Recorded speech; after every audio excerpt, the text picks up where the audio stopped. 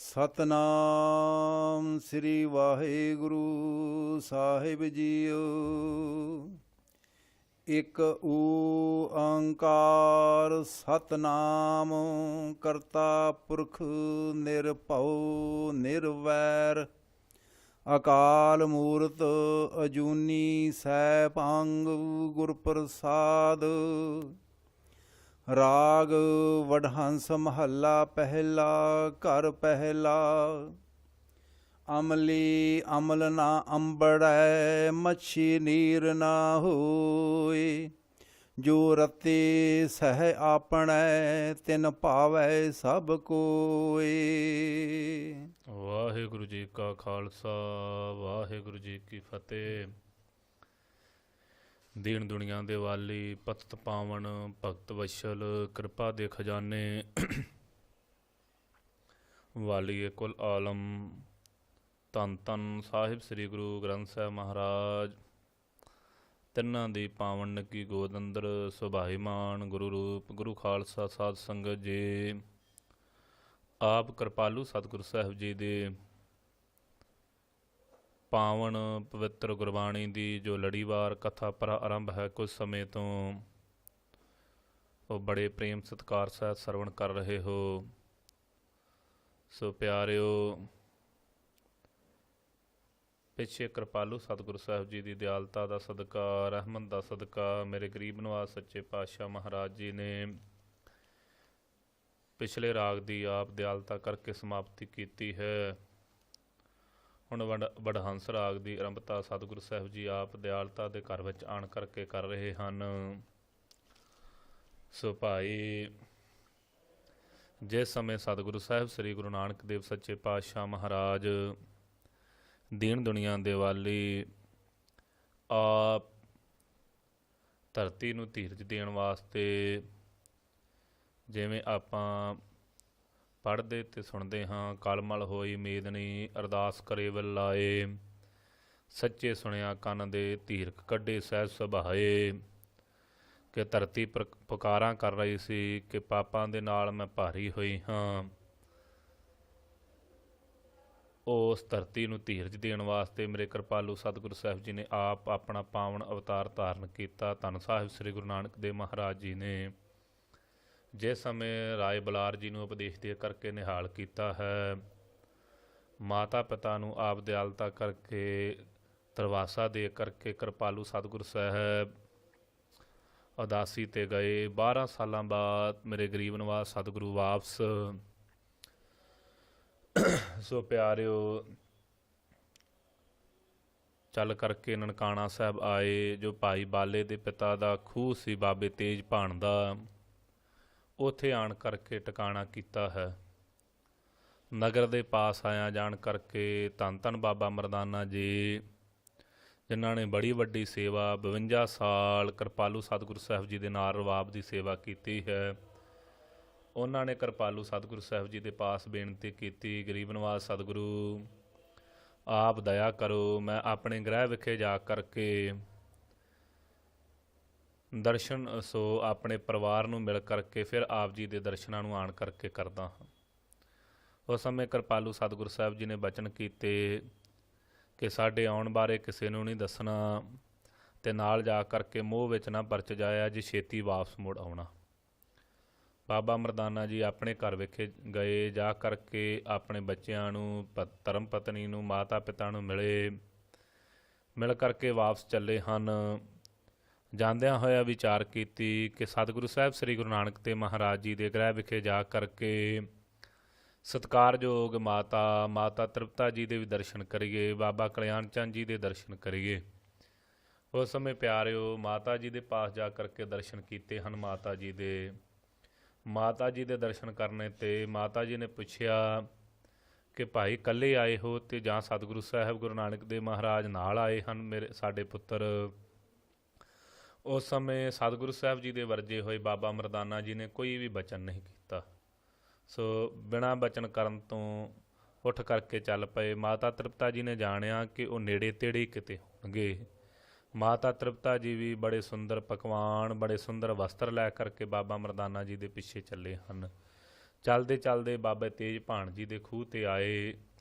ਇੱਥੇ ਆਣ ਕਰਕੇ ਸਤਿਗੁਰੂ ਸਾਹਿਬ ਸ੍ਰੀ ਗੁਰੂ ਨਾਨਕ ਦੇਵ ਸੱਚੇ ਪਾਤਸ਼ਾਹ ਮਹਾਰਾਜ ਜੀ ਨੂੰ ਮਾਤਾ ਤ੍ਰਿਪਤਾ ਜੀ ਮਿਲੇ ਹਨ। ਮਿਲ ਕਰਕੇ ਸੋ ਪਿਆਰਿਓ ਬੜਾ ਹੀ ਪ੍ਰੇਮ ਸਤਿਕਾਰ ਸਤਿਗੁਰੂ ਸਾਹਿਬ ਸ੍ਰੀ ਗੁਰੂ ਨਾਨਕ ਦੇਵ ਮਹਾਰਾਜ ਜੀ ਨੇ ਮਾਤਾ ਜੀ ਨੂੰ ਮਿਲ ਕਰਕੇ ਕੀਤਾ। ਉਸ ਸਮੇਂ ਗਰੀਬ ਨਵਾਜ਼ ਸੱਚੇ ਪਾਤਸ਼ਾਹ ਸਾਹਿਬ ਸ੍ਰੀ ਗੁਰੂ ਨਾਨਕ ਦੇਵ ਮਹਾਰਾਜ ਜੀ ਨੂੰ ਮਾਤਾ ਜੀ ਨੇ ਆਖਿਆ, ਪੁੱਤਰ ਆ ਪ੍ਰਸ਼ਾਦੇ ਛਕ ਲੈਣਾ ਕਰੋ, ਆ ਪਦਾਰਥ ਲੈ ਕਰਕੇ ਆਏ ਹਾਂ, ਇਹਨਾਂ ਨੂੰ ਛਕੋ, ਆ ਸੇਵਨ ਕਰੋ। ਤੇ ਉਸ ਸਮੇਂ ਸਤਿਗੁਰੂ ਸਾਹਿਬ ਸ੍ਰੀ ਗੁਰੂ ਨਾਨਕ ਦੇਵ ਸੱਚੇ ਪਾਤਸ਼ਾਹ ਮਹਾਰਾਜ ਜੀ ਨੇ ਮਾਤਾ ਜੀ ਤੇ ਦਿਆਲਤਾ ਕਰਨ ਵਾਸਤੇ, ਸਾਡੇ ਜੀਵਾਂ ਦਾ ਭਲਾ ਕਰਨ ਵਾਸਤੇ, ਸੰਸਾਰੀ ਜੀਵਾਂ ਦਾ ਮਾਤਾ ਜੀ ਦੀ ਲੇਵ ਪਰਮੇਸ਼ਰ ਵਾਹਿਗੁਰੂ ਨਾਲ ਲਾਉਣ ਵਾਸਤੇ, ਮੋਹ ਦੀਆਂ ਸਾਰੀਆਂ ਪਰਤਾਂ ਹਟਾਉਣ ਵਾਸਤੇ ਇਹ ਪਾਵਨ ਪਵਿੱਤਰ ਸ਼ਬਦ ਉਚਾਰਨ ਕੀਤਾ ਹੈ। ਜਿਸ ਸ਼ਬਦ ਦੇ ਉਚਾਰਨ ਤੋਂ ਪਹਿਲਾਂ ਸੋ ਸਤਿਗੁਰੂ ਸਾਹਿਬ ਸ੍ਰੀ ਗੁਰੂ ਨਾਨਕ ਦੇਵ ਸੱਚੇ ਪਾਤਸ਼ਾਹ ਮਹਾਰਾਜ ਜੀ ਨੇ ਮੰਗਲ ਕੀਤਾ, ਇੱਕ ਉਹ ਅਦਵੈਤ ਅਕਾਲ ਪੁਰਖ ਵਾਹਿਗੁਰੂ ਓੰਕਾਰ ਜੋ ਸਾਰਿਆਂ ਦਾ ਪ੍ਰਕਾਸ਼ਕ ਹੈ, ਜਿਹਦਾ ਭਾਈ ਨਾਮ ਸਤ ਹੈ। ਸੋ ਸਾਰਿਆਂ ਹੀ ਲੋਕਾਂ ਵਿੱਚ ਜਿਹਨੂੰ ਸਤ ਸਰੂਪ ਕਰਕੇ ਜਾਣਿਆ ਜਾਂਦਾ ਹੈ। ਕਰਤਾ ਸਾਰੀ ਸ੍ਰਿਸ਼ਟੀ ਦਾ ਕਰਨਹਾਰ ਹੈ, ਪੁਰਖ ਸਾਰਿਆਂ ਵਿੱਚ ਪੂਰਿਆ ਹੋਇਆ ਹੈ। ਨਿਰਭਉ, ਉਹਨੂੰ ਕਿਸੇ ਦਾ ਭਾਉ ਨਹੀਂ, ਤੇ ਨਿਰਭਉ ਹੋਣੇ ਤੇ ਉਹ ਨਿਰਵੈਰ ਹੈ, ਕਿਸੇ ਨਾਲ ਉਹ ਵੈਰ ਵਿਰੋਧ ਵੀ ਨਹੀਂ ਕਰਦਾ, ਸਾਰੇ ਜੀਆਂ ਦਾ ਪਾਲਣਹਾਰ ਹੈ। ਅਕਾਲ, ਕਾਲ ਤੋਂ ਰਹਿਤ ਉਹਦੀ ਹਸਤੀ, ਮੂਰਤ ਹੈ ਪਾਵਨ ਜੋ ਬਿਰਾਜਮਾਨ ਹੋ ਰਹੀ ਹੈ। ਅਜੂਨੀ, ਅਜੂਨੀ ਭਾਵ ਅਜਨਮਾ ਹੈ, ਜਨਮ ਮਰਨ ਤੋਂ ਰਹਿਤ, ਤੇ ਗੁਰ ਪ੍ਰਸਾਦ ਪੂਰੇ ਗੁਰਾਂ ਦੀ ਕਿਰਪਾ ਦੁਆਰਾ ਪ੍ਰਾਪਤ ਹੁੰਦਾ ਹੈ। ਅੱਗੇ ਦਿਆਲਤਾ ਕਰਕੇ ਪਾਵਨ ਪਵਿੱਤਰ ਸ਼ਬਦ ਉਚਾਰ ਰਹੇ ਹਨ। ਆਓ ਮਨ ਚਿੱਤ ਬਿਰਤੀਆਂ ਨੂੰ ਇਕਾਗਰ ਕਰਕੇ, ਜਿਵੇਂ ਮਾਤਾ ਜੀ ਦੇ ਪ੍ਰਥਾਏ ਸੋ ਉਪਦੇਸ਼ ਬਖਸ਼ ਕਰਕੇ ਨਿਹਾਲ ਕਰ ਰਹੇ ਨੇ, ਆਓ ਮਨ ਚਿੱਤ ਬਿਰਤੀਆਂ ਨੂੰ ਇਕਾਗਰ ਕਰਕੇ ਸਰਵਣ ਕਰੀਏ ਜੀ। ਰਾਗ ਵਡਹੰਸ ਮਹੱਲਾ ਪਹਿਲਾ, ਘਰ ਪਹਿਲਾ। ਰਾਗ ਵਡਹੰਸ ਰਾਗ ਦੀ ਆਰੰਭਤਾ ਤੇ ਪਹਿਲੇ ਪਾਤਸ਼ਾਹ ਧੰਨ ਸਾਹਿਬ ਸ੍ਰੀ ਗੁਰੂ ਨਾਨਕ ਦੇਵ ਜੀ ਮਹਾਰਾਜ ਪਹਿਲੇ ਘਰ ਸੁਰਤਾਲ ਦੇ ਵਿੱਚ ਇਹ ਬਖਸ਼ਿਸ਼ ਕਰਦੇ ਨੇ। ਭਾਵ ਇਹ ਤਾਲ ਦੀ ਸੋ ਮਰਿਆਦਾ ਦੱਸੀ ਹੈ ਕਿ ਇਹ ਜਿਹੜਾ ਪਾਵਨ ਸ਼ਬਦ ਹੈ ਪਹਿਲੇ ਘਰ ਸੁਰਤਾਲ ਦੇ ਵਿੱਚ ਗਾਇਆ ਜਾਵੇਗਾ ਜੀ। ਅਮਲੀ ਅਮਲ ਨਾ ਅੰਬੜੈ, ਮਛੀ ਨੀਰ ਨਾ ਹੋਏ। ਸੋ ਕਿਰਪਾਲੂ ਸਤਿਗੁਰੂ ਸਾਹਿਬ ਜੀ ਨੂੰ ਜਿਸ ਸਮੇਂ ਮਾਤਾ ਜੀ ਨੇ ਆਖਿਆ, ਮਾਤਾ ਜੀ ਨੇ ਆਣ ਕਰਕੇ ਆਖਿਆ ਕਿ ਮੈਂ ਆਪਣੇ ਪੁੱਤਰ ਤੋਂ ਵਾਰਨੇ ਬਲਹਾਰਨੇ ਜਾਂਦੀ ਹਾਂ। ਸੋ ਸਤਿਗੁਰੂ ਸਾਹਿਬ ਸ੍ਰੀ ਗੁਰੂ ਨਾਨਕ ਦੇਵ ਮਹਾਰਾਜ ਜੀ ਨੇ ਮਾਤਾ ਜੀ ਦੇ ਤਾਂ ਹੀ ਉਪਦੇਸ਼ ਦੇਣ ਵਾਸਤੇ ਕਿਰਪਾਲਤਾ ਕੀਤੀ।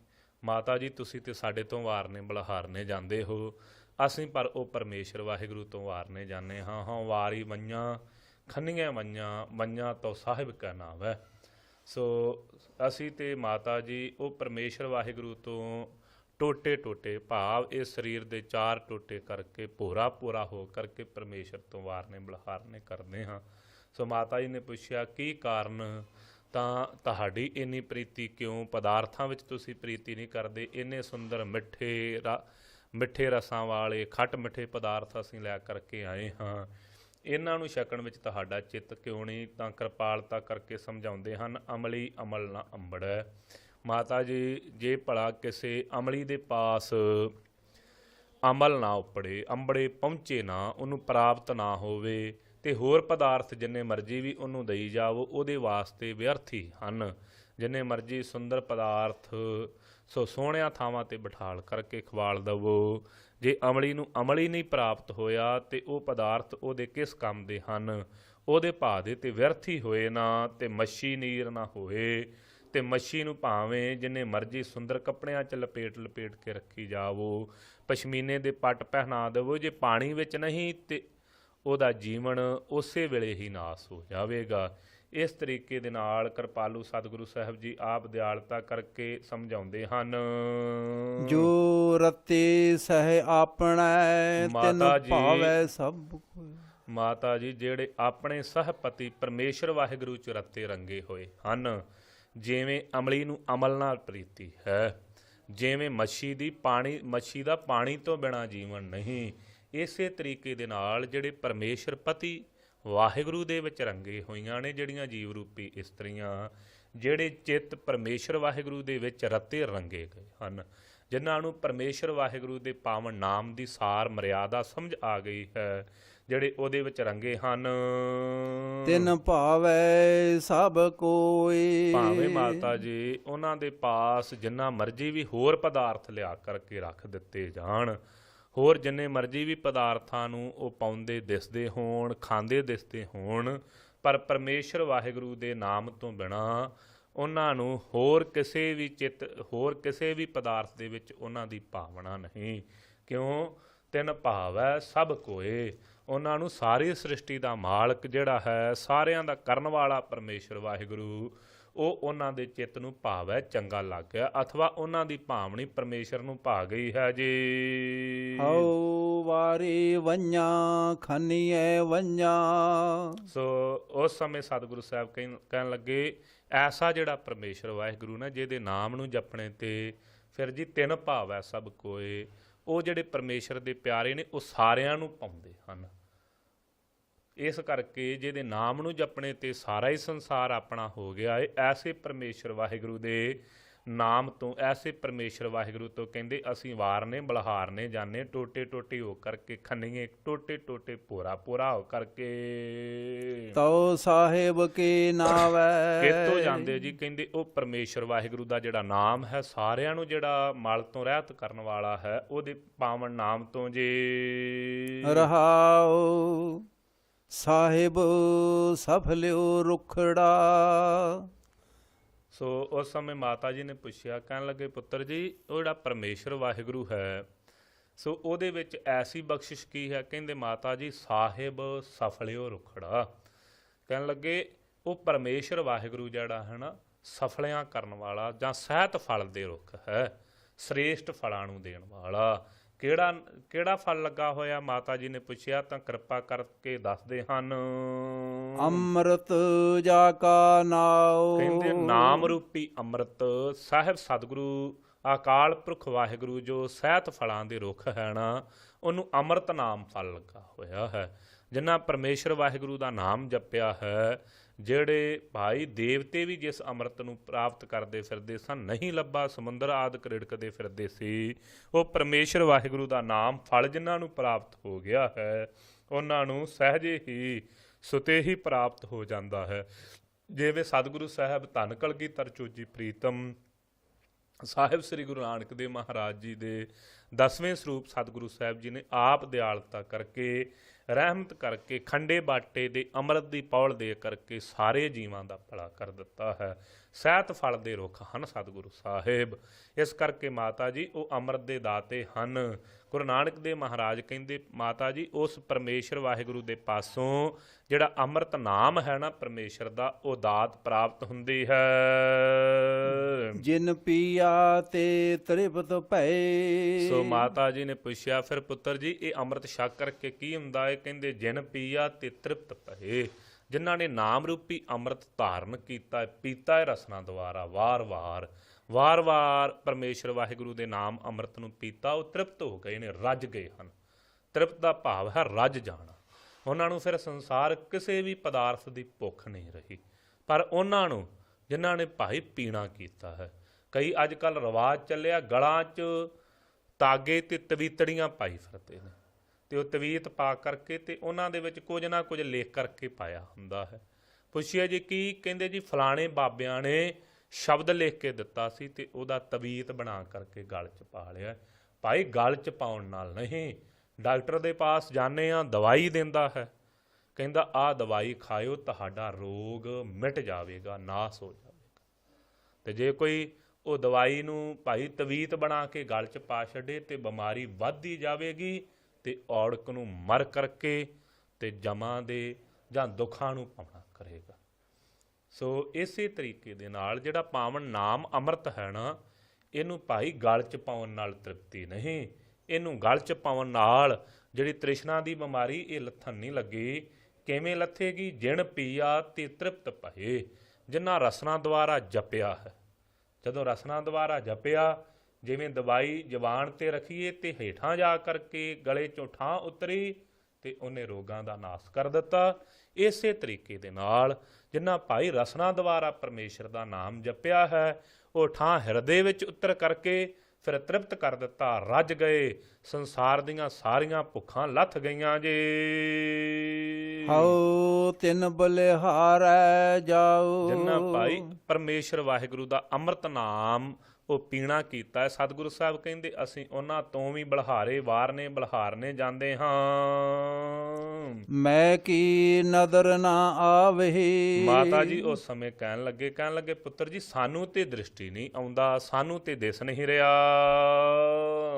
ਵਸਹਿ ਹੱਬੀਆਂ ਨਾਲ। ਤੇ ਜਗਿਆਸੂ ਵੀ ਇਹ ਬੇਨਤੀ ਕਰਦਾ, ਸਤਿਗੁਰੂ ਸਾਹਿਬ ਜੀ ਸਾਨੂੰ ਉਹ ਪਰਮੇਸ਼ਰ ਕਿਉਂ ਨਹੀਂ ਨਜ਼ਰ ਆਉਂਦਾ ਜਿਹੜਾ ਵਸੇ ਹੱਬੀਆਂ ਨਾਲ, ਜਿਹੜਾ ਪਰਮੇਸ਼ਰ ਆਪਣੇ ਪਿਆਰੇ ਤਤ ਬੇਤੇ ਮਹਾਂਪੁਰਖ ਸੰਤ ਮਹਾਤਮਾ ਜਿਹੜੇ ਨਾਮ ਨੂੰ ਜਪਣ ਵਾਲੇ ਨੇ ਉਹਨਾਂ ਦੇ ਨਾਲ ਜਿਹੜਾ ਵਸਦਾ ਹੈ ਪਰਮੇਸ਼ਰ, ਸਾਨੂੰ ਕਿਉਂ ਨਹੀਂ ਦ੍ਰਿਸ਼ਟੀ ਆਉਂਦਾ।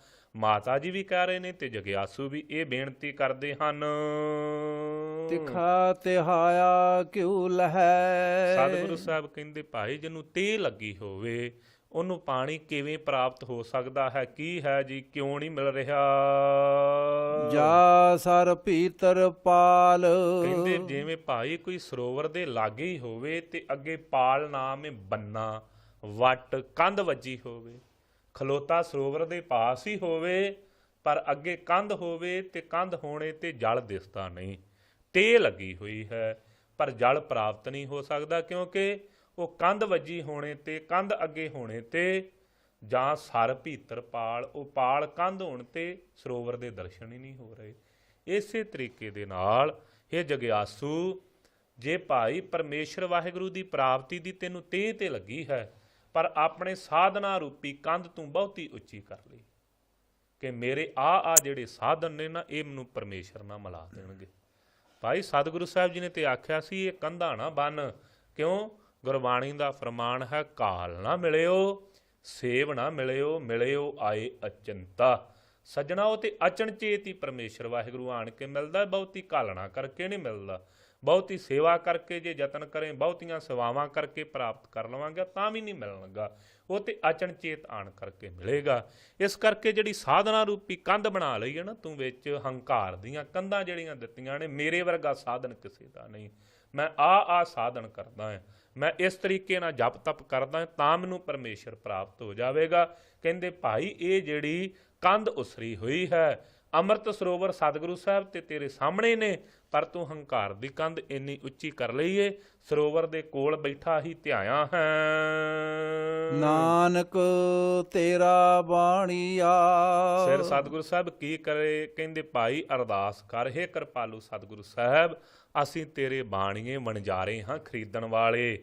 ਮਹਾਰਾਜ ਅਸੀਂ ਤੇਰੇ ਬਾਣੀਏ ਹੋਕਾ ਦੇਣ ਵਾਲੇ ਹਾਂ ਤੇਰੇ ਨਾਮ ਦਾ।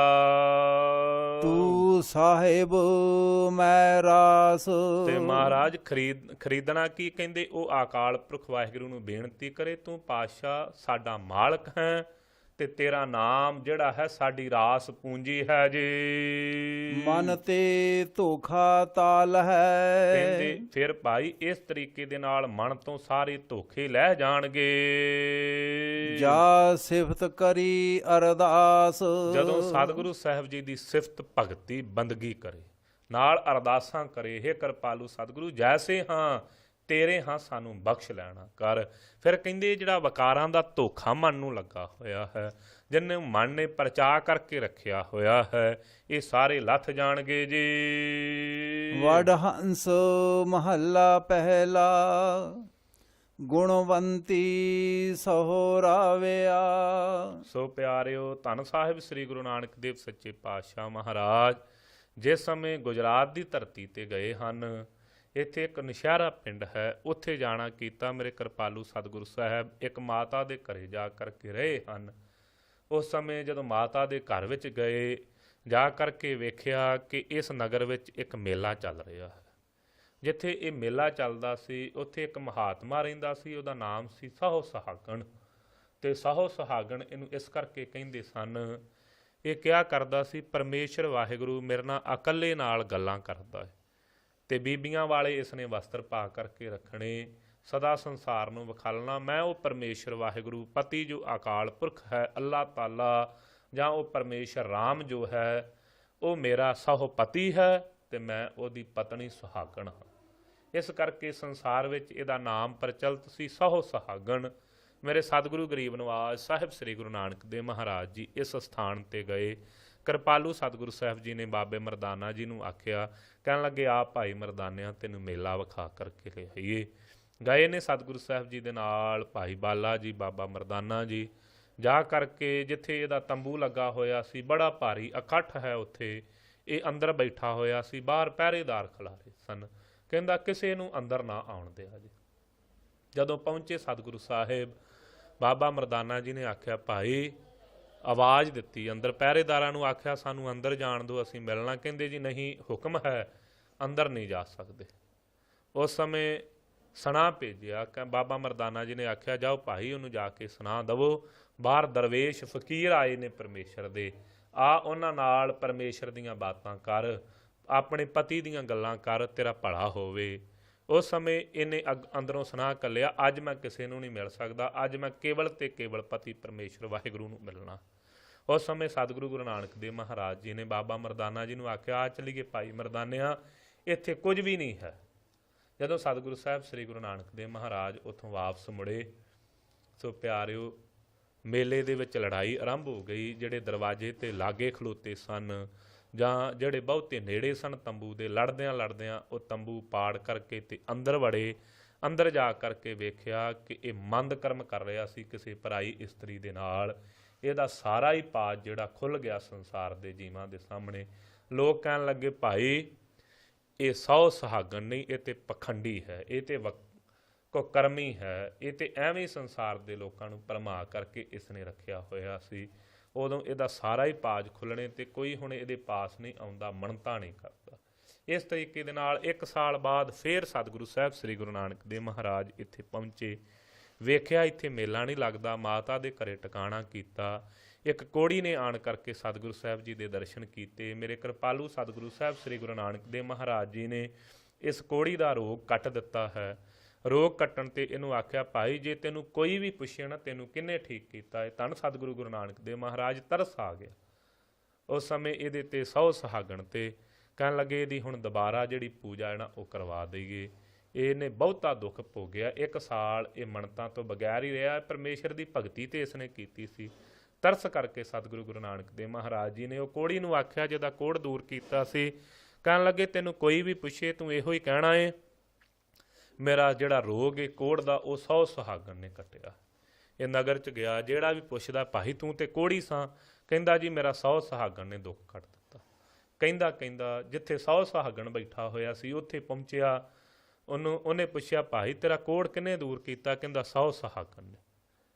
ਉਹ ਕਹਿਣ ਲੱਗਾ ਸਹੁ ਸੁਹਾਗਣ ਤੇ ਮੈਂ ਹੀ ਹਾਂ, ਮੈਂ ਹੀ ਕੀਤਾ, ਮੈਂ ਤੇ ਤੇਰਾ ਕੋੜ ਦਾ ਰੋਗ ਦੂਰ ਨਹੀਂ ਕੀਤਾ। ਕਹਿਣ ਲੱਗਾ ਭਾਈ ਫਿਰ ਮੈਨੂੰ ਉਹਨਾਂ ਵਰਜਿਆ ਹੋਇਆ ਏ, ਮੈਂ ਉਹਨਾਂ ਦਾ ਨਾਂ ਤੇ ਤੈਨੂੰ ਦੱਸ ਨਹੀਂ ਸਕਦਾ, ਆ ਤੈਨੂੰ ਚੱਲ ਕਰਕੇ ਉਹਨਾਂ ਦੇ ਦਰਸ਼ਨ ਕਰਾ ਦਿੰਦਾ। ਇਹਨੇ ਮਨ 'ਚ ਵਿਚਾਰ ਕੀਤੀ ਉਹੋ ਹੀ ਫਕੀਰ ਮਹਾਤਮਾ ਨੇ ਜਿਨ੍ਹਾਂ ਦਾ ਮੈਂ ਨਰਾਦਰ ਕੀਤਾ ਸੀ, ਚੱਲ ਮਣਾ ਚੱਲ ਕਰਕੇ ਉਹਨਾਂ ਦੇ ਦਰਸ਼ਨ ਕਰ ਤੇ ਆਪਣੀ ਭੁੱਲ ਬਖਸ਼ਾ। ਇਹ ਚੱਲ ਕਰਕੇ ਸਹੁ ਸੁਹਾਗਣ ਸਤਿਗੁਰੂ ਸਾਹਿਬ ਜੀ ਦੇ ਪਾਸ ਆਇਆ। ਮੇਰੇ ਕਿਰਪਾਲੂ ਸਤਿਗੁਰੂ ਸਾਹਿਬ ਜੀ ਨੇ ਆਖਿਆ ਸਹੁ ਸੁਹਾਗਣ ਪਖੰਡ ਨਹੀਂ ਕਰੀਦੇ, ਤੂੰ ਮੰਨਤਾ ਕਰਾਉਣੀ ਚਾਹੁੰਦਾ ਤੇਰੀ ਅੱਗੇ ਨਾਲੋਂ ਵੀ ਜ਼ਿਆਦਾ ਹੋਵੇਗੀ, ਪਰ ਪਰਮੇਸ਼ਰ ਵਾਹਿਗੁਰੂ ਦੀ ਸੱਚੀ ਨਿਸ਼ਚਾ ਦੇ ਨਾਲ ਉਹਦੇ ਗੁਣ ਗਾਇਆ ਕਰ, ਤੇਰਾ ਭਲਾ ਹੋ ਜਾਵੇਗਾ। ਉਸ ਸਮੇਂ ਪਿਆਰਿਓ ਇਹਨੂੰ ਉਪਦੇਸ਼ ਦੇਣ ਵਾਸਤੇ ਸਹੁ ਸੁਹਾਗਣ ਨੂੰ ਗੁਜਰਾਤ ਦੀ ਧਰਤੀ ਤੇ ਮੇਰੇ ਕਿਰਪਾਲੂ ਸਤਿਗੁਰੂ ਸਾਹਿਬ ਜੀ ਨੇ ਇਹ ਪਾਵਨ ਪਵਿੱਤਰ ਸ਼ਬਦ ਉਚਾਰਨ ਕੀਤਾ ਹੈ। ਕੀ ਬਖਸ਼ਿਸ਼ ਕਰ ਰਹੇ ਹਨ, ਆਓ ਸਰਵਣ ਕਰੀਏ। ਗੁਣਵੰਤੀ ਸਹੁ ਰਾਵਿਆ। ਕਹਿੰਦੇ ਨੇ ਭਾਈ ਜਿਹੜੇ ਗੁਣਾਂ ਵਾਲੇ ਨੇ, ਜਿਹੜੀਆਂ ਗੁਣਾਂ ਵਾਲੀਆਂ ਗੁਣਵੰਤੀ ਜਿਹੜੀਆਂ ਗੁਣਾਂ ਵਾਲੀਆਂ ਬੀਬੀਆਂ ਸਨ, ਜੀਵ ਰੂਪੀ ਇਸਤਰੀਆਂ, ਉਹਨਾਂ ਨੇ ਸਹੁ ਪਤੀ ਨੂੰ ਰਾਵਿਆ। ਸੋ ਭਾਈ ਉਹਨੂੰ ਚੇਤੇ ਕੀਤਾ, ਉਹਦੇ ਸੁੱਖਾਂ ਨੂੰ ਮਾਣਿਆ ਹੈ। ਨਿਰਗੁਣ ਕੂਕੇ ਕਾਏ। ਤੇ ਜਿਹੜੀ ਨਿਰਗੁਣ ਆ, ਜਿਹੜੀ ਗੁਣਾਂ ਤੋਂ ਰਹਿਤ ਤੇ, ਜਿਵੇਂ ਸੰਸਾਰਕ ਤੌਰ ਤੇ ਜਿਹਨੂੰ ਭਾਈ ਰੋਟੀ ਪਾਣੀ ਨਹੀਂ ਪਕਾਉਣਾ ਆਉਂਦਾ, ਜਿਹਨੂੰ ਪਤੀ ਦੀ ਆਗਿਆ 'ਚ ਹੀ ਨਹੀਂ ਚੱਲਣਾ ਆਉਂਦਾ, ਜਿਹੜੀ ਪਤੀ ਨੂੰ ਇੱਕ ਦੀਆਂ ਦੋ ਸੁਣਾਉਂਦੀ ਏ, ਉਹ ਕਿਵੇਂ ਪਤੀ ਦਾ ਪਿਆਰ ਪਾ ਸਕਦੀ? ਨਹੀਂ ਪਾ ਸਕਦੀ ਨਾ। ਫਿਰ ਛੁੱਟੜ ਹੋ ਕਰਕੇ ਪਤੀ ਘਰੋਂ ਕੱਢ ਦਿੰਦਾ ਏ, ਛੁੱਟੜ ਹੋ ਕਰਕੇ ਹੋਰਨਾਂ ਘਰਾਂ 'ਚ ਧੱਕੇ ਖਾਂਦੀ ਫਿਰਦੀ, ਵਿਅਰਥ ਹੀ ਆਪਣਾ ਜੀਵਨ ਗਵਾ ਲੈਂਦੀ ਏ, ਪਰ ਆਪਣਾ ਹੰਕਾਰ ਨਹੀਂ ਛੱਡਦੀ। ਇਸੇ ਤਰੀਕੇ ਦੇ ਨਾਲ ਜਿਹੜੀਆਂ ਗੁਣ ਵਾਲੀਆਂ ਨੇ, ਜਿਹੜੀਆਂ ਪਤੀ ਦੀ ਆਗਿਆ 'ਚ ਚੱਲਦੀਆਂ, ਪਤੀ ਦੀ ਖੁਸ਼ੀ ਵਿੱਚ ਹੀ ਆਪਣੀਆਂ ਖੁਸ਼ੀ ਸਮਝਦੀਆਂ, ਉਹ ਫਿਰ ਸਦਾ ਵਾਸਤੇ ਸਹੁਰੇ ਘਰ ਦੇ ਵਿੱਚ ਸਤਵੰਤੀਆਂ ਹੋ ਕਰਕੇ, ਗੁਣਾਂ ਵਾਲੀਆਂ ਹੋ ਕਰਕੇ ਸੰਸਾਰ ਦੀ ਵੀ ਸੋਭਾ ਖੜਦੀਆਂ ਤੇ ਪਤੀ ਦਾ ਵੀ ਪਿਆਰ ਪਾ ਲੈਂਦੀਆਂ ਨੇ।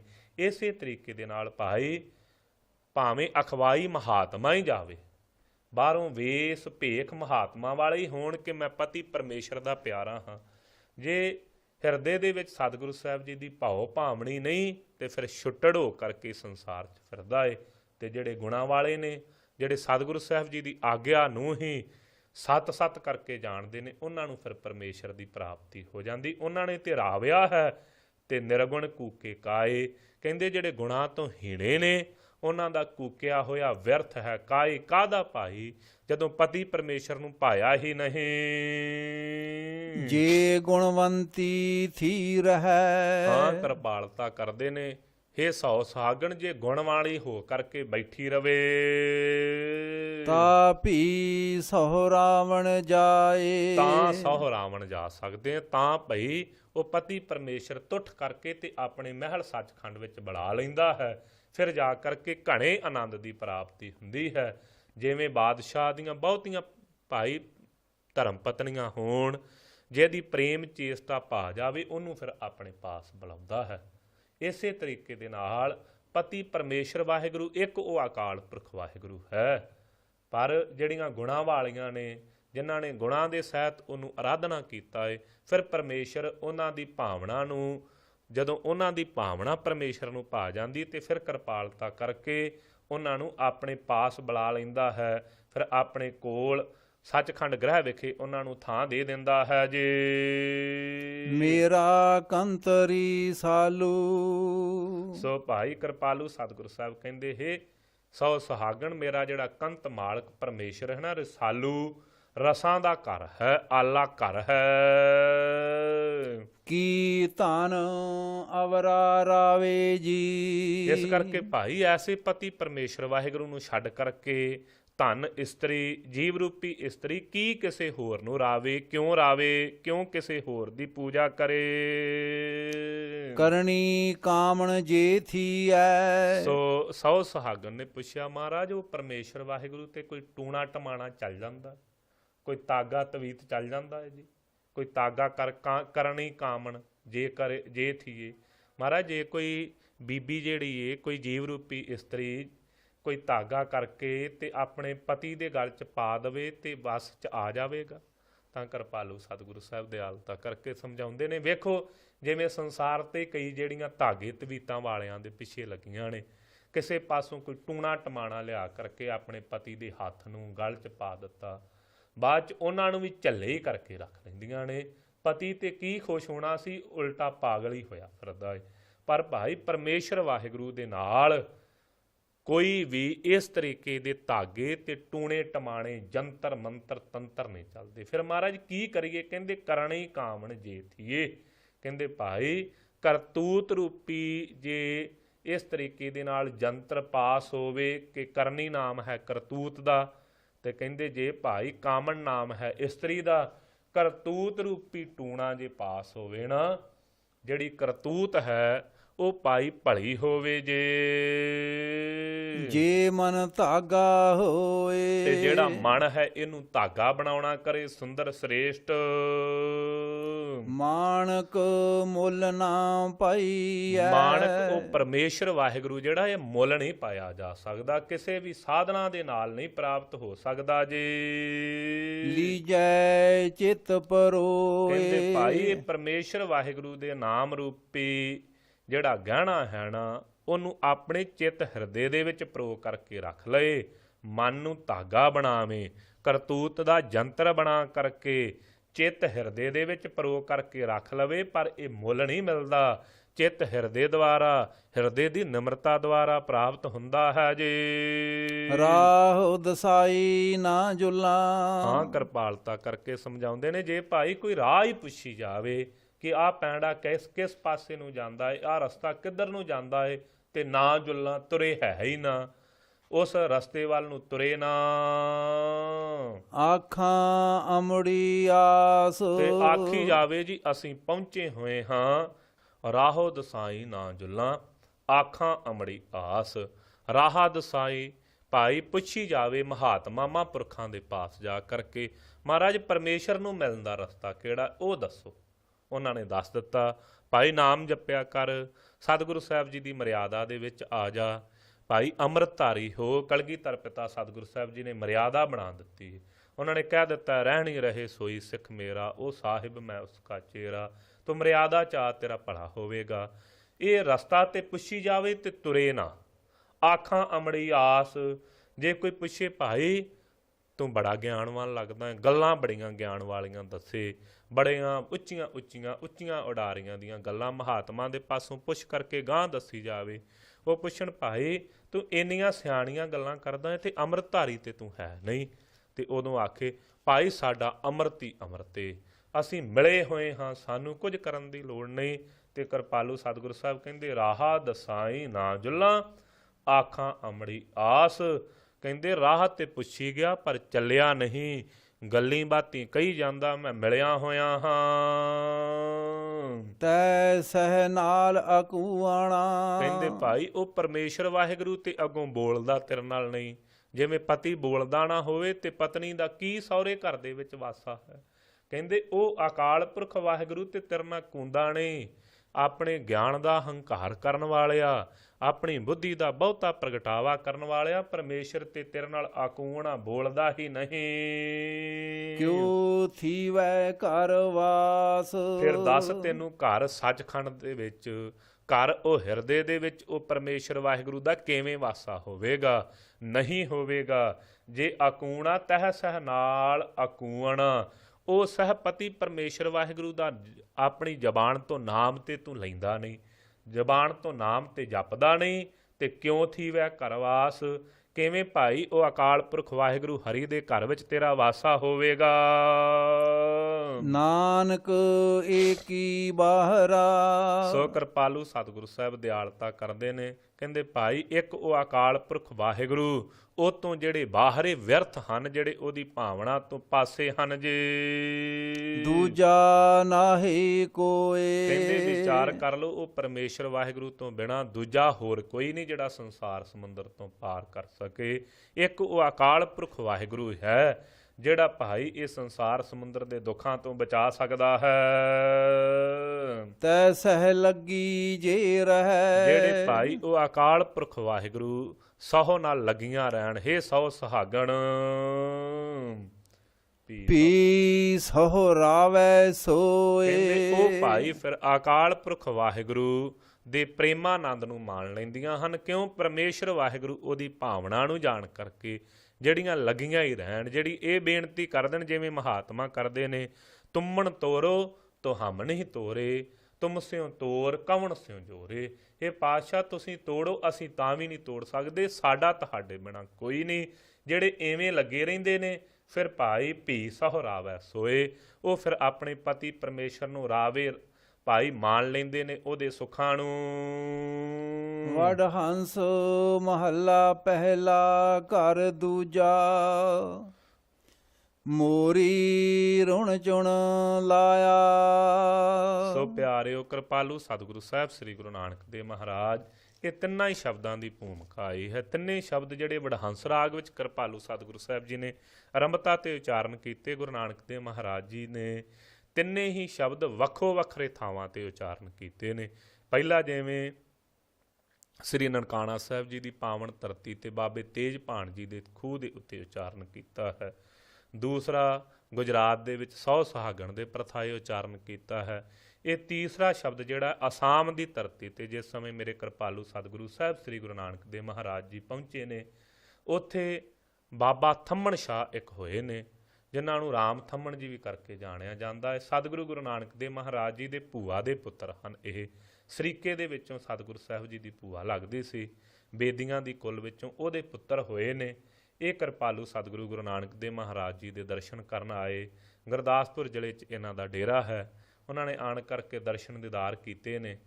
ਸੋ ਕਿਰਪਾਲੂ ਸਤਿਗੁਰੂ ਸਾਹਿਬ ਜੀ ਦੇ ਜਿਸ ਸਮੇਂ ਦਰਸ਼ਨ ਕੀਤੇ, ਇਹਨਾਂ ਦੀ ਜਨਮ ਦੀ ਕਥਾ ਵੀ ਇਸ ਤਰੀਕੇ ਦੇ ਨਾਲ ਆਉਂਦੀ ਹੈ ਬਾਬਾ ਰਾਮ ਥੰਮਣ ਜੀ ਦੀ, ਕਿ ਕਿਰਪਾਲੂ ਸਤਿਗੁਰੂ ਸਾਹਿਬ ਸ੍ਰੀ ਗੁਰੂ ਨਾਨਕ ਦੇਵ ਮਹਾਰਾਜ ਜੀ ਦੇ ਜਨਮ ਤੋਂ ਬਾਅਦ ਜਿਸ ਸਮੇਂ ਸਤਿਗੁਰੂ ਸਾਹਿਬ ਜੀ ਨੇ ਅਵਤਾਰ ਧਾਰਨ ਕੀਤਾ ਹੈ, ਜਦੋਂ ਸਤਿਗੁਰੂ ਸਾਹਿਬ ਥੋੜ੍ਹੇ ਜਿਹੇ ਸਿਆਣੇ ਹੋਏ ਤੇ ਇਹ ਭੂਆ ਜੀ ਸਤਿਗੁਰੂ ਸਾਹਿਬ ਜੀ ਵਾਸਤੇ ਵਸਤਰ ਲੈ ਕਰਕੇ ਆਏ ਘਰ ਵਿਖੇ। ਉਦੋਂ ਇਹ ਬਾਬਾ ਰਾਮ ਥੰਮਣ ਜੀ ਅਜੇ ਭੂਆ ਜੀ ਦੇ ਗਰਭ ਦੇ ਵਿੱਚ ਸਨ, ਅਜੇ ਇਹ ਸੰਸਾਰ ਤੇ ਆਏ ਨਹੀਂ ਸਨ। ਮਾਤਾ ਉਸ ਸਮੇਂ ਆਣ ਕਰਕੇ ਭੂਆ ਨੇ ਮਾਤਾ ਤ੍ਰਿਪਤਾ ਜੀ ਦੇ ਪਾਸ ਸੋ ਉਹ ਵਸਤਰ ਸਾਹਿਬਜ਼ਾਦਾ ਜੀ ਦੇ ਸਾਹਿਬ ਸ੍ਰੀ ਗੁਰੂ ਨਾਨਕ ਦੇਵ ਮਹਾਰਾਜ ਜੀ ਦੇ ਦਿੱਤੇ। ਉਸ ਸਮੇਂ ਦੇ ਕਰਕੇ ਜਦੋਂ ਸਤਿਗੁਰੂ ਗੁਰੂ ਨਾਨਕ ਦੇਵ ਮਹਾਰਾਜ ਜੀ ਨੂੰ ਪਹਿਨਾਏ, ਕਿਰਪਾਲੂ ਸਤਿਗੁਰੂ ਸਾਹਿਬ ਜੀ ਬਾਹਰ ਗਏ, ਜਾ ਕਰਕੇ ਗਰੀਬਾਂ ਨੂੰ ਉਹ ਸਾਰੇ ਲਾ ਕਰਕੇ ਦੇ ਆਏ ਤੇ ਉਸ ਤਰ੍ਹਾਂ ਹੀ ਘਰੇ ਵਾਪਸੀ ਆ ਗਏ। ਉਸ ਸਮੇਂ ਇਹ ਭੂਆ ਜੀ ਵੇਖ ਕਰਕੇ ਕਹਿਣ ਲੱਗੇ ਤ੍ਰਿਪਤਾ ਭੈਣੇ ਤੈਨੂੰ ਕੀ ਆਖੀਏ, ਇੱਕੋ ਹੀ ਤੇਰੇ ਘਰ ਪੁੱਤ ਜੰਮਿਆ ਤੇ ਉਹ ਵੀ ਬਹੁਤਾ ਹੀ ਮਸਤਾਨਾ ਹੈ, ਬਹੁਤਾ ਹੀ ਕਮਲਾ ਹੈ। ਉਸ ਸਮੇਂ ਸਤਿਗੁਰੂ ਗੁਰੂ ਨਾਨਕ ਦੇਵ ਮਹਾਰਾਜ ਜੀ ਨੇ ਸੁਭਾਵਿਕ ਬਚਨ ਕਰ ਦਿੱਤੇ। ਕਹਿਣ ਲੱਗੇ ਭੂਆ ਜਿਹੜਾ ਤੇਰੇ ਘਰ ਜੰਮੇਗਾ ਸਾਡੇ ਨਾਲੋਂ ਵੱਡਾ ਹੀ ਕਮਲਾ ਹੋਵੇਗਾ, ਛੋਟਾ ਨਹੀਂ ਹੁੰਦਾ। ਇਹ ਬਾਬਾ ਰਾਮ ਥੰਮਣ ਜੀ, ਥੰਮਣ ਸ਼ਾਹ ਇਹਨਾਂ ਦਾ ਨਾਂ ਸੀ। ਇਹ ਕਿਰਪਾਲੂ ਸਤਿਗੁਰੂ ਗੁਰੂ ਨਾਨਕ ਦੇਵ ਮਹਾਰਾਜ ਜੀ ਨੂੰ ਮਿਲੇ, ਬੇਨਤੀ ਕੀਤੀ ਸਤਿਗੁਰੂ ਸਾਹਿਬ ਰਹਿਮਤ ਕਰੋ। ਇੱਕ ਵਾਰੀ ਸਤਿਗੁਰੂ ਅਕਾਲ ਪੁਰਖ ਵਾਹਿਗੁਰੂ ਨੇ ਸੁਪਨੇ ਵਿੱਚ ਦਰਸ਼ਨ ਦਿੱਤੇ ਨੇ। ਸੁਪਨੇ ਆਇਆ ਭੀ ਗਿਆ, ਅੱਗੇ ਪੰਕਤੀਆਂ ਆਉਣਗੀਆਂ। ਕਿਰਪਾਲੂ ਸਤਿਗੁਰੂ ਸਾਹਿਬ ਪਰ ਸੰਸਾਰ ਦੇ ਲੋਕੀ ਬੜਾ ਸਾਡੀ ਪੂਜਾ ਚੇਸ਼ਟਾ ਕਰਦੇ ਨੇ, ਦੁਬਾਰਾ ਚਿੱਤ ਇਕਾਗਰ ਨਹੀਂ ਹੋਇਆ, ਪਰਮੇਸ਼ਰ ਵਾਹਿਗੁਰੂ ਦੇ ਦਰਸ਼ਨ ਨਹੀਂ ਹੋਏ। ਆਪ ਕਿਰਪਾ ਕਰੋ, ਰਹਿਮਤ ਕਰੋ, ਦਿਆਲਤਾ ਕਰੋ, ਐਸਾ ਉਪਦੇਸ਼ ਬਖਸ਼ੋ ਜਿਹਦੇ ਨਾਲ ਪਰਮੇਸ਼ਰ ਵਾਹਿਗੁਰੂ ਦੀ ਪ੍ਰਾਪਤੀ ਹੋ ਜਾਵੇ। ਤਾਂ ਪਿਆਰਿਓ ਸਤਿਗੁਰੂ ਗੁਰੂ ਨਾਨਕ ਦੇਵ ਮਹਾਰਾਜ ਜੀ ਨੇ ਇਹ ਤੀਸਰਾ ਸ਼ਬਦ ਵਡਹੰਸ ਰਾਗ ਦਾ ਉਚਾਰਨ ਕੀਤਾ। ਵਡਹੰਸ ਮਹੱਲਾ ਪਹਿਲਾ, ਘਰ ਦੂਜਾ। ਪਹਿਲੇ ਸਤਿਗੁਰੂ ਗੁਰੂ ਨਾਨਕ ਦੇਵ ਮਹਾਰਾਜ ਕਿਰਪਾ ਕਰਦੇ ਨੇ, ਦੂਸਰੇ ਘਰ ਸੁਰਤਾਲ ਦੇ ਵਿੱਚ ਬਖਸ਼ਿਸ਼ ਕਰ ਰਹੇ ਹਨ। ਮੋਰੀ ਰੁਣ ਚੁਣ ਲਾਇਆ। ਕਹਿੰਦੇ ਭਾਈ ਮੋਰਾਂ ਨੇ ਜਿਸ ਸਮੇਂ ਰੁਣ ਚੁਣ ਘਾਟ, ਜਿਸ ਸਮੇਂ ਮੋਰਾਂ ਨੇ ਬੋਲਣਾ ਕੀਤਾ ਤੇ ਪਤਾ ਲੱਗਾ ਕਿ ਜੀ ਭੈਣੇ ਸਾਵਣ ਆਇਆ। ਸੋ ਪ੍ਰਤੀਤ ਹੋਇਆ ਕਿ ਹੁਣ ਸਾਉਣ ਦਾ ਮਹੀਨਾ ਆ ਗਿਆ ਹੈ। ਇਸੇ ਤਰੀਕੇ ਦੇ ਨਾਲ ਮੋਰੀ ਰੁਣ ਚੁਣ ਲਾਇਆ। ਇਹ ਜਿਹੜੀ ਮੋਰੀਆਂ ਹਨ, ਇਹ ਜਿਹੜੀਆਂ ਇੰਦਰੀਆਂ ਹਨ, ਇਹਨਾਂ ਨੇ ਜਿਸ ਸਮੇਂ ਰੁਣ ਚੁਣ ਘਾਟ ਲਾਈ ਨਾ ਪਰਮੇਸ਼ਰ ਨੂੰ ਮਿਲਣੇ ਦੀ, ਉਦੋਂ ਪਤਾ ਲੱਗਾ ਭੈਣੇ ਸਾਹਮਣੇ ਆਇਆ।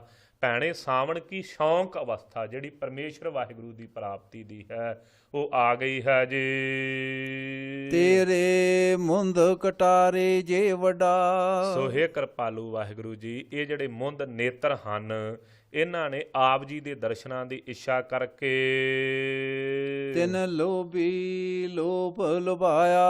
ਸੋ ਜਦੋਂ ਆਪ ਜੀ ਨੇ ਸੁਪਨੇ 'ਚ ਦਰਸ਼ਨ ਦਿੱਤੇ ਨੇ ਉਦੋਂ ਇਹਨਾਂ ਨੂੰ ਇੰਨੀ ਸੋ ਸਤਿਗੁਰੂ ਸਾਹਿਬ ਜੀ ਇੱਛਾ ਲੱਗੀ ਹੈ, ਇਹ ਆਪ ਜੀ ਦੇ ਦਰਸ਼ਨਾਂ ਦੇ ਲੋਭ ਵਿੱਚ ਲੁਭਾਏ ਹਨ। ਤੇਰੇ ਦਰਸ਼ਨ ਵਿਟਹੁ ਖੰਨੀਏ ਵੰਨਿਆ। ਸੋ ਹੇ ਕਿਰਪਾਲੂ ਵਾਹਿਗੁਰੂ ਜੀ, ਤੁਹਾਡੇ ਜਿਹੜੇ ਦਰਸ਼ਨ ਹਨ ਸਤਿਗੁਰੂ ਗੁਰੂ ਨਾਨਕ ਦੇਵ ਮਹਾਰਾਜ ਜੀ ਕਿਰਪਾਲਤਾ ਕਰਦੇ ਨੇ। ਹੇ ਬਾਬਾ ਥੰਮਣ ਸ਼ਾਹ ਜੀ, ਜਿਹੜੇ ਉਹ ਪਰਮੇਸ਼ਰ ਵਾਹਿਗੁਰੂ ਦੇ ਦਰਸ਼ਨ ਨੇ ਨਾ, ਇੱਕ ਨਿਮਖ ਮਾਤਰ ਵੀ ਭਾਵੇਂ ਸੁਪਨੇ ਵਿੱਚ ਵੀ ਦਿੱਤੇ ਹਨ, ਉਹਨਾਂ ਤੋਂ ਅਸੀਂ ਭੋਰਾ ਸਰੀਰ ਨੂੰ ਕਰਕੇ ਵਾਰਨੇ ਵੰਝਾਂ ਭਾਵ ਵਾਰਨਾ ਕਰਦੇ ਹਾਂ। ਇੰਨੇ ਕੁ ਦਰਸ਼ਨਾਂ ਨੂੰ ਹੀ ਤੇਰੇ ਨਾਮ ਵਿਟਹੁ ਕੁਰਬਾਨੋ। ਸੋ ਆਓ ਅਕਾਲ ਪੁਰਖ ਵਾਹਿਗੁਰੂ ਆਪ ਜੀ ਦੇ ਨਾਮ ਤੋਂ ਕੁਰਬਾਨ ਜਾਂਦੇ ਹਾਂ। ਜਾ ਤੂੰ ਤਾਂ ਮੈਂ ਮਾਣ ਕੀਆ ਹੈ। ਸੋ ਕਿਰਪਾਲੂ ਸਤਿਗੁਰੂ ਸਾਹਿਬ ਜਿਵੇਂ ਅਕਾਲ ਪੁਰਖ ਵਾਹਿਗੁਰੂ ਇਹ ਕਹਿ ਦੇਣ ਭਾਈ ਤੈਨੂੰ ਦੁਬਾਰਾ ਵਾਰ-ਵਾਰ ਦਰਸ਼ਨ ਅਸੀਂ ਤਾਂ ਨਹੀਂ ਦਿੰਦੇ, ਤੁਮ ਹੰਕਾਰ ਕੀਤਾ। ਬਾਬਾ ਥੰਮਣ ਸ਼ਾਹ ਨੇ ਕਿਹਾ ਸਤਿਗੁਰੂ ਸਾਹਿਬ ਮੈਂ ਹੰਕਾਰ ਕਰ ਲਿਆ ਕਿ ਮੈਨੂੰ ਅਕਾਲ ਪੁਰਖ ਵਾਹਿਗੁਰੂ ਨੇ ਸੁਪਨੇ 'ਚ ਦਰਸ਼ਨ ਦਿੱਤੇ ਨੇ ਜਾਂ ਸਮਾਧੀ 'ਚ ਕੁਝ ਸਮਾਂ ਸੁਪਨੇ ਜਿੰਨੇ ਹੀ ਦਰਸ਼ਨ ਦਿੱਤੇ ਨੇ, ਤਾਂ ਮਹਾਰਾਜ ਮੈਂ ਹੰਕਾਰ ਕੀਤਾ। ਤੇ ਕਹਿੰਦੇ ਪਰਮੇਸ਼ਰ ਅੱਗੇ ਬੇਨਤੀ ਕਰ, ਜਾ ਤੂੰ ਤਾਂ ਮੈਂ ਮਾਣ ਕੀਆ ਹੈ। ਜੇ ਅਕਾਲ ਪੁਰਖ ਵਾਹਿਗੁਰੂ ਤੁਸੀਂ ਦਰਸ਼ਨ ਦਿੱਤੇ ਨੇ, ਤੁਸੀਂ ਕਿਰਪਾਲਤਾ ਕੀਤੀ, ਤਾਂ ਹੀ ਹੰਕਾਰ ਕੀਤਾ ਨਾ। ਉਸ ਤਰ੍ਹਾਂ ਅਸੀਂ ਕਿਵੇਂ ਹੰਕਾਰ ਕਰ ਲੈਂਦੇ? ਜਦੋਂ ਤੁਸੀਂ ਕਿਰਪਾ ਕਰਨ ਵਾਲੇ ਸੀ ਤੇ ਤਾਂ ਅਸੀਂ ਹੰਕਾਰ ਮਾਣ ਕੀਤਾ ਜੀ। ਤੁਧ ਬਿਨ ਕਿਹਾ ਮੇਰਾ ਮਾਣੋ। ਤੇ ਤੁਹਾਡੇ ਬਿਨਾ ਸਾਡਾ ਕੀ ਮਾਣ ਹੈ, ਕੀ ਹੰਕਾਰ ਹੈ ਜੀ। ਜੇ ਤੁਸੀਂ ਐਵੇਂ ਹੀ ਨਾਰਾਜ਼ ਹੋ ਜਾਣਾ ਸੀ ਤੇ ਕੀ ਸਾਡਾ ਹੰਕਾਰ, ਐਵੇਂ ਵਿਅਰਥ ਹੀ ਨਾ। ਤੁਸੀਂ ਕਿਰਪਾਲਤਾ ਕੀਤੀ, ਤੁਸੀਂ ਰਹਿਮਤ ਕੀਤੀ ਅਕਾਲ ਪੁਰਖ ਵਾਹਿਗੁਰੂ, ਤਾਂ ਇਹ ਬਖਸ਼ਿਸ਼ ਹੋਈ। ਤੁਹਾਡੇ ਤੇ ਮਾਣ ਕੀਤਾ ਨਾ, ਜਿਵੇਂ ਆਪ ਜੀ ਦਾ ਫਰਮਾਨ ਸੀ, ਮਾਣ ਕਰੋ ਤੁਧ ਉੱਪਰੇ। ਪਾਤਸ਼ਾਹ ਜੀ ਆਪ ਜੀ ਤੇ ਮਾਣ ਹੰਕਾਰ ਕਰਨਾ ਬਾਣੀ ਆਉਂਦਾ ਹੈ ਨਾ। ਮੇਰੇ ਸਤਿਗੁਰ ਪਿਆਰੇ, ਇਸ ਕਿਰਪਾਲਤਾ ਕੀਤੀ ਤੁਸੀਂ ਤਾਂ ਹੀ ਸਾਡਾ ਮਾਣ ਸੀ। ਤੁਧ ਬਿਨ ਕਿਹਾ ਮੇਰਾ ਮਾਣੋ, ਤੁਹਾਡੇ ਬਿਨਾ ਕਾਹਦਾ ਸਾਡਾ ਮਾਣ ਹੈ।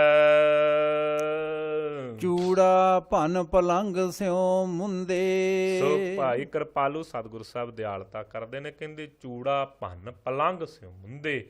ਇਹ ਮੁੰਦੇ ਹੇ ਜੀਵ ਰੂਪੀ ਇਸਤਰੀ, ਜਿਹੜਾ ਸਾਧਨਾ ਰੂਪੀ ਚੂੜਾ ਹੈ ਨਾ, ਇਹ ਪਲੰਗ ਦੇ ਨਾਲ ਸੋ ਸਤ ਸੰਗਤ ਰੂਪੀ ਸੋ ਭਾਈ ਘਰ ਵਿਖੇ ਆਣ ਕਰਕੇ ਜਿਹੜੇ ਸਤ ਸੰਗਤ ਦੇ ਵਿੱਚ ਪਰਮੇਸ਼ਰ ਵਾਹਿਗੁਰੂ ਦੀ ਸੇਵਾ ਰੂਪੀ ਸੋ ਪਲੰਗ ਹੈ ਨਾ, ਉਹਦੇ ਨਾਲ ਇਹ ਸਾਧਨਾ ਰੂਪੀ ਜਿਹੜਾ ਤੇਰਾ ਚੂੜਾ ਨਾ, ਇਹਨੂੰ ਭੰਨ ਦੇਣਾ ਕਰ।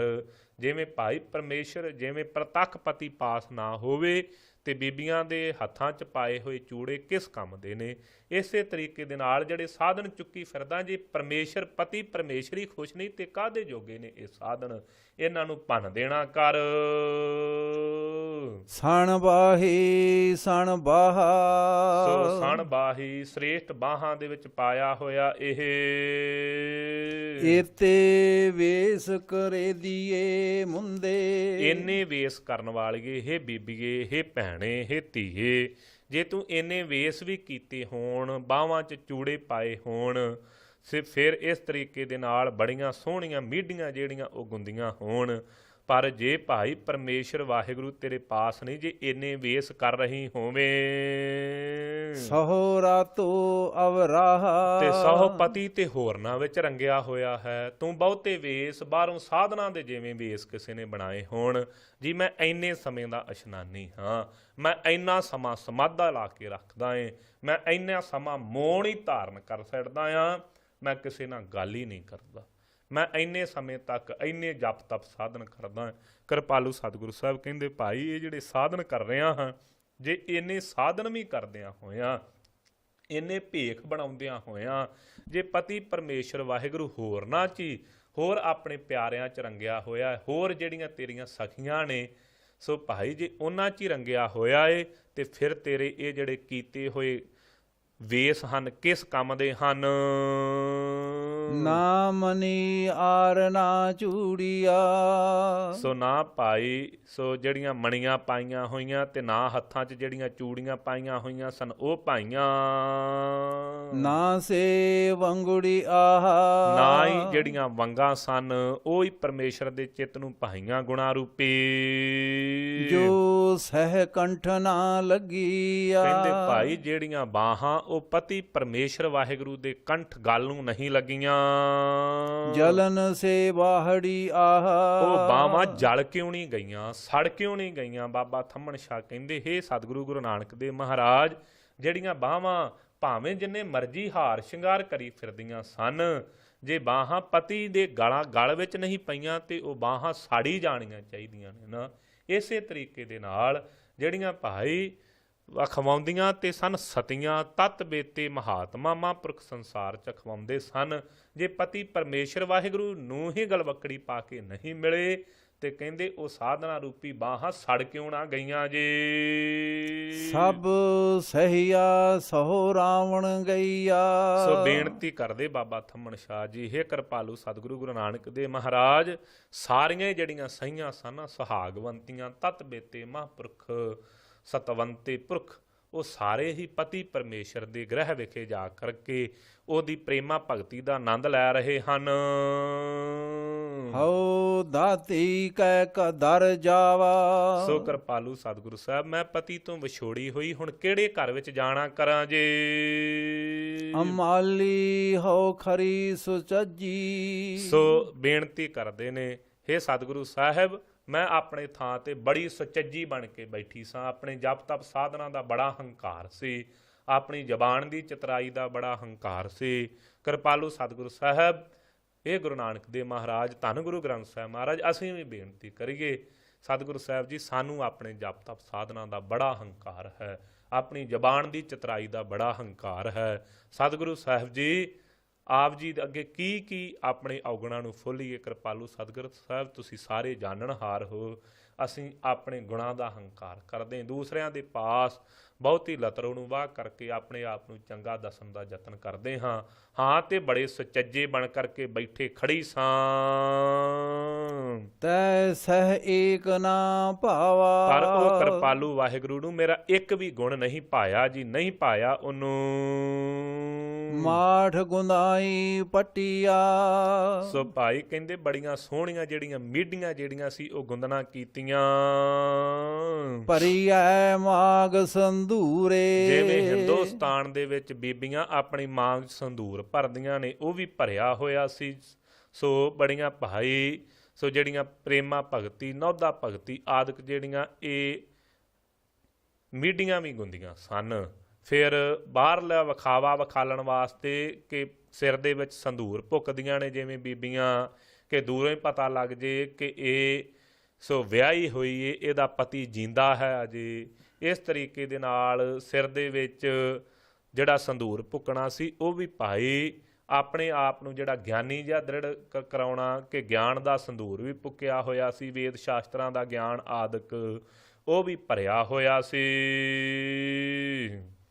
ਭਰੀਐ ਮਾਗ ਸੰਧੂਰੇ। ਵੇਦ ਸ਼ਾਸਤਰਾਂ ਦੇ ਗਿਆਨ ਰੂਪੀ ਸੰਧੂਰ ਨੂੰ ਵੀ ਭਾਈ ਮੱਥੇ ਵਿੱਚ ਭਰਿਆ ਹੋਇਆ ਸੀ, ਦਿਮਾਗ ਬੁੱਧੀ ਵਿੱਚ। ਅੱਗੇ ਗਈ ਨਾ ਮੰਨਿਆ। ਤੇ ਭਾਈ ਜਿਹੜੀ ਪਤੀ ਦੇ ਪਿਆਰ ਤੋਂ ਵਾਂਝੀ ਹੋਵੇ, ਭਾਵੇਂ ਜਿੰਨਾ ਮਰਜ਼ੀ ਸਿਰ 'ਚ ਸੰਧੂਰ ਭੁੱਕੀ ਫਿਰੇ, ਭਾਵੇਂ ਜਿੰਨਾ ਮਰਜ਼ੀ ਸੰਧੂਰ ਲਾਈ ਫਿਰੇ, ਜਦੋਂ ਪਤੀ ਦੇ ਚਿੱਤ ਨੂੰ ਨਹੀਂ ਪਾਉਂਦੀ, ਉਹਦੀਆਂ ਕੀਤੀਆਂ ਹੋਈਆਂ ਮੀਡੀਆਂ ਵਿਅਰਥ। ਇਸੇ ਤਰੀਕੇ ਨਾਲ ਸਤਿਗੁਰੂ ਸਾਹਿਬ ਕਹਿੰਦੇ ਭਾਈ ਜਿੰਨਾ ਮਰਜ਼ੀ ਹੀ ਤੂੰ ਭਾਵੇਂ ਮੀਡੀਆਂ ਗੁੰਦੀ ਫਿਰਦਾ ਸਾਂ, ਬੜੀਆਂ ਸੁੰਦਰ, ਬੜੀਆਂ ਭਾਈ ਫਿਰ ਬੁੱਧੀ ਰੂਪੀ ਜਿਹੜਾ ਗਿਆਨ ਸੀ ਤੇਰਾ ਉਹ ਸੰਧੂਰ ਵੀ ਤੂੰ ਭੁੱਕਿਆ ਹੋਇਆ ਸੀ। ਅੱਗੇ ਗਈ ਨਾ ਮੰਨੀਆਂ ਨ। ਸੋ ਭਾਈ ਅੱਗੇ ਗਿਆ ਹੋਇਆ ਮੰਨੇ ਨਹੀਂ ਪਰਮੇਸ਼ਰ ਵਾਹਿਗੁਰੂ ਨੇ। ਤੇਰੇ ਇਹ ਬਹੁਤੇ ਬੁੱਧੀ ਦੇ ਗਿਆਨ ਹੰਕਾਰ ਬਣ ਕੇ ਅੱਗੇ ਖਲੋ ਗਏ, ਪਰਮੇਸ਼ਰ ਪਤੀ ਦੇ ਚਿੱਤ ਨੂੰ ਪਾਇਆ ਨਹੀਂ। ਮਰੋ ਵਿਸੂਰ ਵਿਸੂਰੇ। ਇਸ ਕਰਕੇ ਸਤਿਗੁਰੂ ਸਾਹਿਬ ਅਸੀਂ ਵਿਛੜੇ ਹੋਏ ਝੂਰ ਝੂਰ ਕੇ ਮਰ ਰਹੇ ਹਾਂ। ਮੈਂ ਰੋ ਬੰਦੀ ਸਭ ਜਗ ਰੁੰਨਾ। ਸੋ ਬੇਨਤੀ ਕਰਦੇ ਨੇ ਮਹਾਰਾਜ, ਮੈਨੂੰ ਰੋਂਦੀ ਹੋਈ ਨੂੰ ਵੇਖ ਕਰਕੇ ਵਿਛੋੜੇ ਦੇ ਵਿੱਚ ਸਭ ਜਗ ਰੁੰਨਾ। ਜਿੰਨੇ ਵੀ ਮੇਰੇ ਪਾਸ ਸਨ ਤਤ ਬੇਤੇ ਸੱਜਣ ਭਗਤ, ਸਾਰੇ ਰੁੰਨੇ ਰੋ ਰਹੇ ਹਨ ਕਿ ਇਹਨੇ ਇੰਨੇ ਜਪ ਤਪ ਸਾਧਨ ਕੀਤੇ, ਇੰਨੀ ਬੁੱਧੀ ਚਪਲ, ਇੰਨੀ ਗਿਆਨ ਵਾਲੀ, ਇੰਨੀ ਸੁਚੱਜੀ, ਇਹਨੂੰ ਫਿਰ ਵੀ ਪਤੀ ਪਰਮੇਸ਼ਰ ਦੀ ਪ੍ਰਾਪਤੀ ਨਹੀਂ ਹੋਈ, ਸਾਡਾ ਕੀ ਬਣੇਗਾ। ਇਹ ਵੇਖ ਕਰਕੇ ਸੋ ਬਾਬਾ ਥੰਮਣ ਸ਼ਾਹ ਜੀ ਕਹਿੰਦੇ ਜਿਹੜੇ ਹੋਰ ਸਨ ਉਹ ਵੀ ਰੋਣ ਲੱਗੇ। ਰੁਨੜੇ ਵਣੋਂ ਪੰਖੇਰੂ। ਤੇ ਵਣੋਂ ਪੰਖੇਰੂ, ਪੰਖੇਰੂ ਨਾਮ ਹੈ ਪੰਛੀਆਂ ਦਾ ਤੇ ਜੰਗਲਾਂ 'ਚ ਰਹਿਣ ਵਾਲੇ। ਸੋ ਜਿਹੜੇ ਭਾਈ ਸੋ ਘਰਾਂ ਬਾਰਾਂ ਨੂੰ ਛੱਡ ਕਰਕੇ ਜੰਗਲਾਂ ਵਿੱਚ ਜਿਨ੍ਹਾਂ ਮਹਾਤਮਾ ਨੇ ਵਾਸਾ ਕਰ ਲਿਆ ਸੀ, ਉਹ ਵੀ ਸਾਡੇ ਇਹਨਾਂ ਗੁਣਾਂ ਨੂੰ ਪਰਮੇਸ਼ਰ ਤੋਂ ਵਿਛੋੜਾ ਵੇਖ ਕਰਕੇ ਰੋ ਰਹੇ ਹਨ। ਇਕ ਨਾ ਰੁਨਾ ਮੇਰੇ ਤਨ ਕਾ ਬਿਰਹਾ। ਕਹਿੰਦੇ ਮਹਾਰਾਜ ਇੱਕ ਜਿਹੜਾ ਆ ਵਿਛੋੜਾ ਪਾਉਣ ਵਾਲਾ ਬਿਰਹਾ ਨਾ, ਇਹੋ ਹੀ ਜਿਹਨੇ ਪਰਮੇਸ਼ਰ ਵਾਹਿਗੁਰੂ ਨੂੰ ਨਾਲੋਂ ਵਿਛੋੜਿਆ ਹੋਇਆ ਤਨ ਦੇ ਹੰਕਾਰ ਨੇ, ਇੱਕ ਇਹੋ ਹੀ ਨਹੀਂ ਰੋਇਆ ਜੀ। ਜਿਨ ਹੋ ਪਿਰਹੋ ਵਿਛੋੜੀ। ਜਿਨਨੇ ਸਾਨੂੰ ਪਤੀ ਪਰਮੇਸ਼ਰ ਨਾਲੋਂ ਵਿਛੋੜ ਦਿੱਤਾ ਹੈ।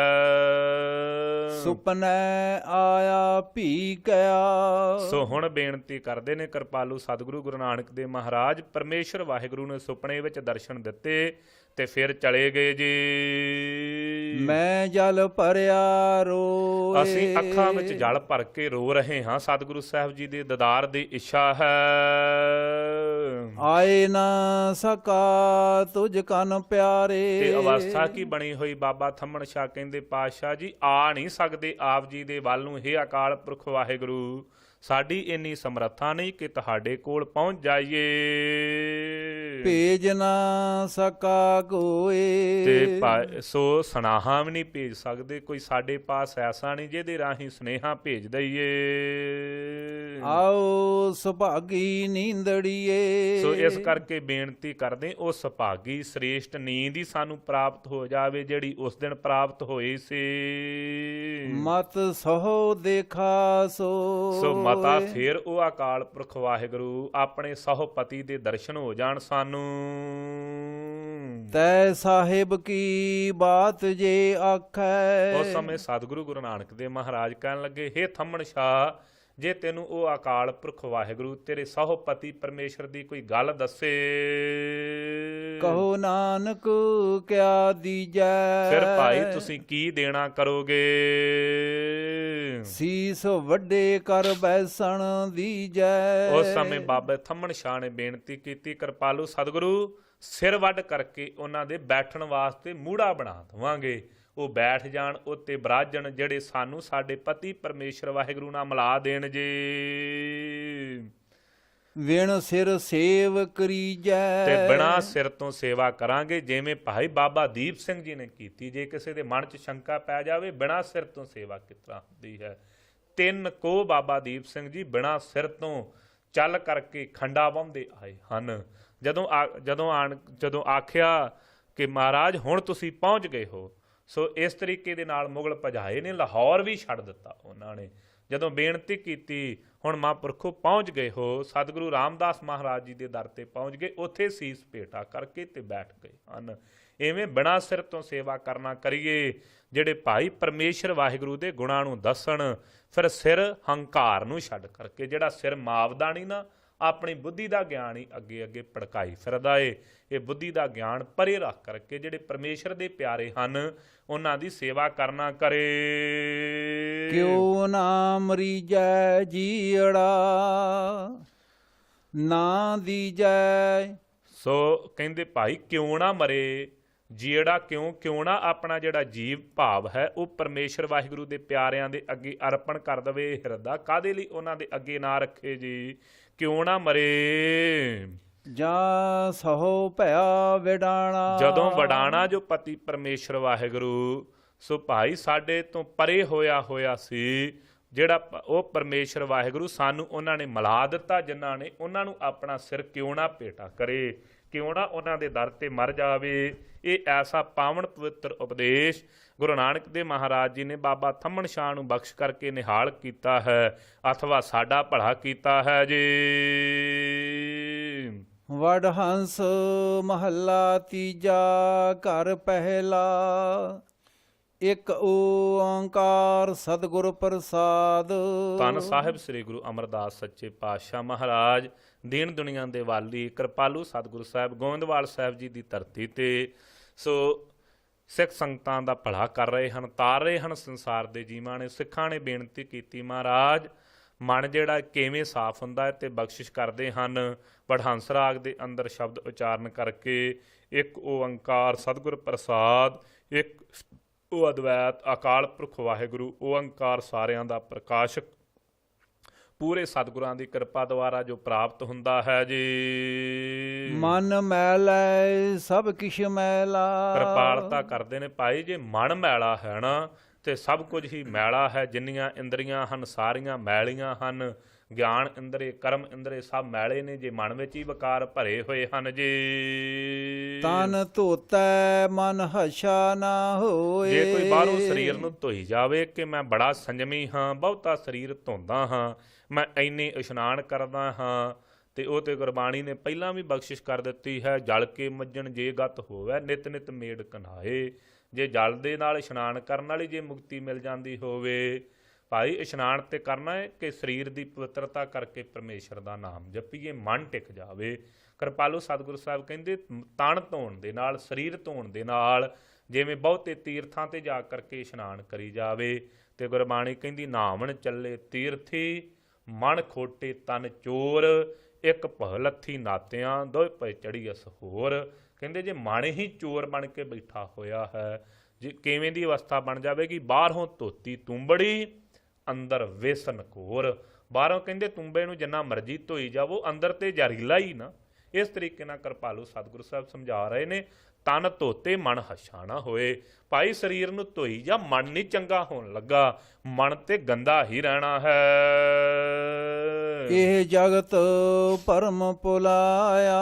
ਇਹ ਜਿਹੜਾ ਸੰਸਾਰ ਹੈ ਪਰਮੇਸ਼ਰ ਵਾਹਿਗੁਰੂ ਦਾ ਭਰਮ ਚ ਭੁਲਾਇਆ ਹੋਇਆ ਮਾਇਆ ਪਦਾਰਥਾਂ ਦੁਆਰਾ। ਵਿਰਲਾ ਬੂਝੈ ਕੋਏ। ਕੋਈ ਵਿਰਲਾ ਹੀ ਹੈ ਭਾਈ ਜਿਹਨੂੰ ਇਹ ਬੂਝਿਆ ਗਿਆਨ ਹੋਇਆ ਹੈ। ਜਪ ਮਨ ਮੇਰੇ ਤੂੰ ਏਕੋ ਨਾਮ। ਇਸ ਕਰਕੇ ਮਨ ਨੂੰ ਉਪਦੇਸ਼ ਦੇਣਾ ਕਰੀਏ, ਹੇ ਮੇਰੇ ਮਨਾ ਤੂੰ ਇੱਕ ਅਕਾਲ ਪੁਰਖ ਵਾਹਿਗੁਰੂ ਦੇ ਨਾਮ ਨੂੰ ਜਪਣਾ ਕਰ। ਸਤਿਗੁਰ ਦੀਆ ਮੋਕਉ ਇਹੋ ਨਿਦਾਨ। ਸਤਿਗੁਰੂ ਸਾਹਿਬ ਜੀ ਨੇ ਇਹ ਨਿਦਾਨ ਨਖੁੱਟ ਖਜ਼ਾਨਾ ਸਾਨੂੰ ਬਖਸ਼ਣਾ ਕੀਤਾ ਹੈ, ਜਿਹਦੇ ਵਿੱਚ ਕਦੀ ਟੋਟਾ ਨਹੀਂ ਆਉਂਦਾ। ਭਾਈ ਵੇਖ, ਇਹ ਜਿਹੜੇ ਜਪ ਤਪ ਸੰਜਮ ਸਾਧਨ ਹਨ, ਇਹ ਸਤਿਗੁਰੂ ਸਾਹਿਬ ਜੀ ਨੇ ਸਾਨੂੰ ਖਜ਼ਾਨਾ ਬਖਸ਼ਿਆ ਹੈ, ਇਹਨੂੰ ਪ੍ਰਾਪਤ ਕਰਨਾ ਕਰ। ਰਹਾਉ ਸਿੱਧਾ ਕੇ ਆਸਣ ਜੇ ਸਿੱਖੈ। ਸੋ ਕਿਰਪਾਲੂ ਸਤਿਗੁਰੂ ਸਾਹਿਬ ਜੀ ਦੇ ਮਹਾਰਾਜ ਦੇ ਪਾਸ ਬੇਨਤੀ ਕੀਤੀ ਸਿੱਖਾਂ ਨੇ। ਸਤਿਗੁਰੂ ਗੁਰੂ ਅਮਰਦਾਸ ਮਹਾਰਾਜ ਜੀ ਕਿਰਪਾ ਕਰਕੇ ਦੱਸੋ ਕਿਰਪਾਲੂ ਜੀ, ਇਹ ਸਿੱਧਾਂ ਵਾਲੇ ਆਸਣ ਕੋਈ ਸਿੱਖ ਲੇ। 84 ਆਸਣ ਹਨ ਸਿੱਧਾਂ ਦੇ, ਸੋ ਜੇ ਮਹਾਰਾਜ ਕੋਈ ਉਹ ਸਿੱਖ ਲਵੇ। ਇੰਦਰੀ ਵਸ ਕਰ ਕਮਾਏ। ਤੇ ਇੰਦਰੀਆਂ ਨੂੰ ਵਸ ਕਰਕੇ ਤੇ ਕਾਰ ਕਮਾਏ, ਨੇਤੀ ਧੋਤੀ ਕਰੇ। ਇਸ ਤਰੀਕੇ ਦੇ ਨਾਲ ਮਹਾਰਾਜ ਜੇ ਉਹ ਆਸਣ ਸਿੱਖ ਲਵੇ ਤੇ ਮਨ ਨਿਰਮਲ ਹੋ ਜਾਵੇਗਾ। ਤਾਂ ਕਿਰਪਾਲੂ ਸਤਿਗੁਰੂ ਸਾਹਿਬ ਜਵਾਬ ਦਿੰਦੇ ਹਨ, ਮਨ ਕੀ ਮੈਲ ਨਾ ਉਤਰੈ। ਕਹਿਣ ਲੱਗੇ ਭਾਈ ਇਹ ਸਿੱਖੋ, ਭਾਵੇਂ ਜਿੰਨੇ ਮਰਜ਼ੀ ਵੀ ਆਸਣ ਕਰੀ ਜਾਓ, ਸਿੱਧਾਂ ਵਾਲੇ ਮਨ ਦੀ ਮੈਲ ਤੇ ਨਹੀਂ ਉਤਰਨ ਲੱਗੀ। ਇਹ ਮਨ ਨੂੰ ਜਿਹੜੀ ਮੈਲ ਲੱਗੀ ਹੋਈ ਹੈ ਇਹ ਨਾਲ ਹੀ ਰਵੇਗੀ ਜੀ। ਹਉਮੈ ਮੈਲ ਨਾ ਜਾਏ। ਹਉਮੈ ਹੰਕਾਰ ਦੀ ਮੈਲ ਨਹੀਂ ਜਾਵੇਗੀ, ਅਥਵਾ ਗਲ ਚ ਪਈ ਹੀ ਰਵੇਗੀ ਜੀ। ਇਸ ਮਨ ਕਉ ਹੋਰ ਸੰਜਮ ਕੋ ਨਾਹੀ। ਸੋ ਸਮਝਾਉਂਦੇ ਨੇ ਭਾਈ, ਇਸ ਮਨ ਦਾ ਹੋਰ ਕੋਈ ਵੀ ਸੰਜਮ ਸਾਧਨ ਨਹੀਂ। ਇਸ ਮਨ ਨੂੰ ਵਸ ਵਿੱਚ ਲਿਆਉਣ ਵਾਲਾ ਜੀ ਕੀ ਹੈ? ਬਿਨ ਸਤਿਗੁਰ ਕੀ ਸਰਣ ਆਏ। ਬਿਨਾਂ ਸਤਿਗੁਰੂ ਸਾਹਿਬ ਜੀ ਦੇ ਸ਼ਰਨੀ ਪੈਣ ਤੋਂ ਹੋਰ ਕੋਈ ਵੀ ਸੰਜਮ ਸਾਧਨ ਇਹੋ ਜਿਹਾ ਨਹੀਂ ਜਿਹੜਾ ਭਾਈ ਇਹ ਸੰਸਾਰ ਸਮੁੰਦਰ ਤੋਂ ਪਾਰ ਉਤਾਰਾ ਕਰਾ ਦੇਵੇ। ਇਹ ਮਨ ਨੂੰ ਜਿਹੜਾ ਬਦਲ ਦੇਣਾ ਕਰੇ, ਇਹ ਮਨ ਨੂੰ ਟਿਕਾ ਦੇਵੇ ਜੀ। ਸਤਿਗੁਰ ਮਿਲਿਆ ਉਲਟੀ ਪਈ। ਕਹਿੰਦੇ ਭਾਈ ਜਿਹੜੇ ਸਤਿਗੁਰੂ ਸਾਹਿਬ ਜੀ ਦੇ ਮਲਾਪੀ ਹੋਏ ਨੇ ਨਾ, ਉਹਨਾਂ ਦੀ ਜਿਹੜੀ ਬੁੱਧ ਸੀ ਉਲਟੀ ਪਈ। ਜਿਹੜੀ ਸੰਸਾਰਾਕਾਰ ਬਿਰਤੀ ਸੀ ਨਾ, ਜਿਹੜੇ ਸੰਸਾਰਕ ਪਦਾਰਥਾਂ ਵਿੱਚ ਹੀ ਪ੍ਰੀਤੀ ਲਾ ਕਰਕੇ ਬੈਠੀ ਹੋਈ ਸੀ, ਉਹ ਉਲਟ ਕਰਕੇ ਕਿੱਥੇ ਭਈ ਜੀ? ਪਰਮੇਸ਼ਰ ਵਾਹਿਗੁਰੂ ਦੇ ਦਰ ਨੂੰ ਪ੍ਰਾਪਤ ਹੋ ਗਈ ਹੈ। ਉਹ ਕਿਰਪਾਲੂ ਸਤਿਗੁਰੂ ਸਾਹਿਬ ਜੀ ਦੇ ਚਰਨਾਂ ਨਾਲ ਉਲਟ ਕਰਕੇ ਲੱਗ ਗਈ ਜੀ। ਕਹਿਣਾ ਕਿਛੂ ਨਾ ਜਾਏ। ਸੋ ਉਸ ਬਾਬਤ ਫਿਰ ਉਹਨਾਂ ਦੇ ਬਾਬਤ ਕੁਝ ਕਿਹਾ ਨਹੀਂ ਜਾਂਦਾ, ਜਿਨ੍ਹਾਂ ਦੀ ਬੁੱਧ ਉਲਟ ਕਰਕੇ ਸਤਿਗੁਰੂ ਸਾਹਿਬ ਜੀ ਦੇ ਚਰਨਾਂ ਨਾਲ ਜੁੜ ਗਈ ਹੈ। ਉਹਨਾਂ ਦੇ ਗੁਣਾਂ ਨੂੰ ਗਾਇਆ ਨਹੀਂ ਜਾਂਦਾ। ਕਿਉਂ?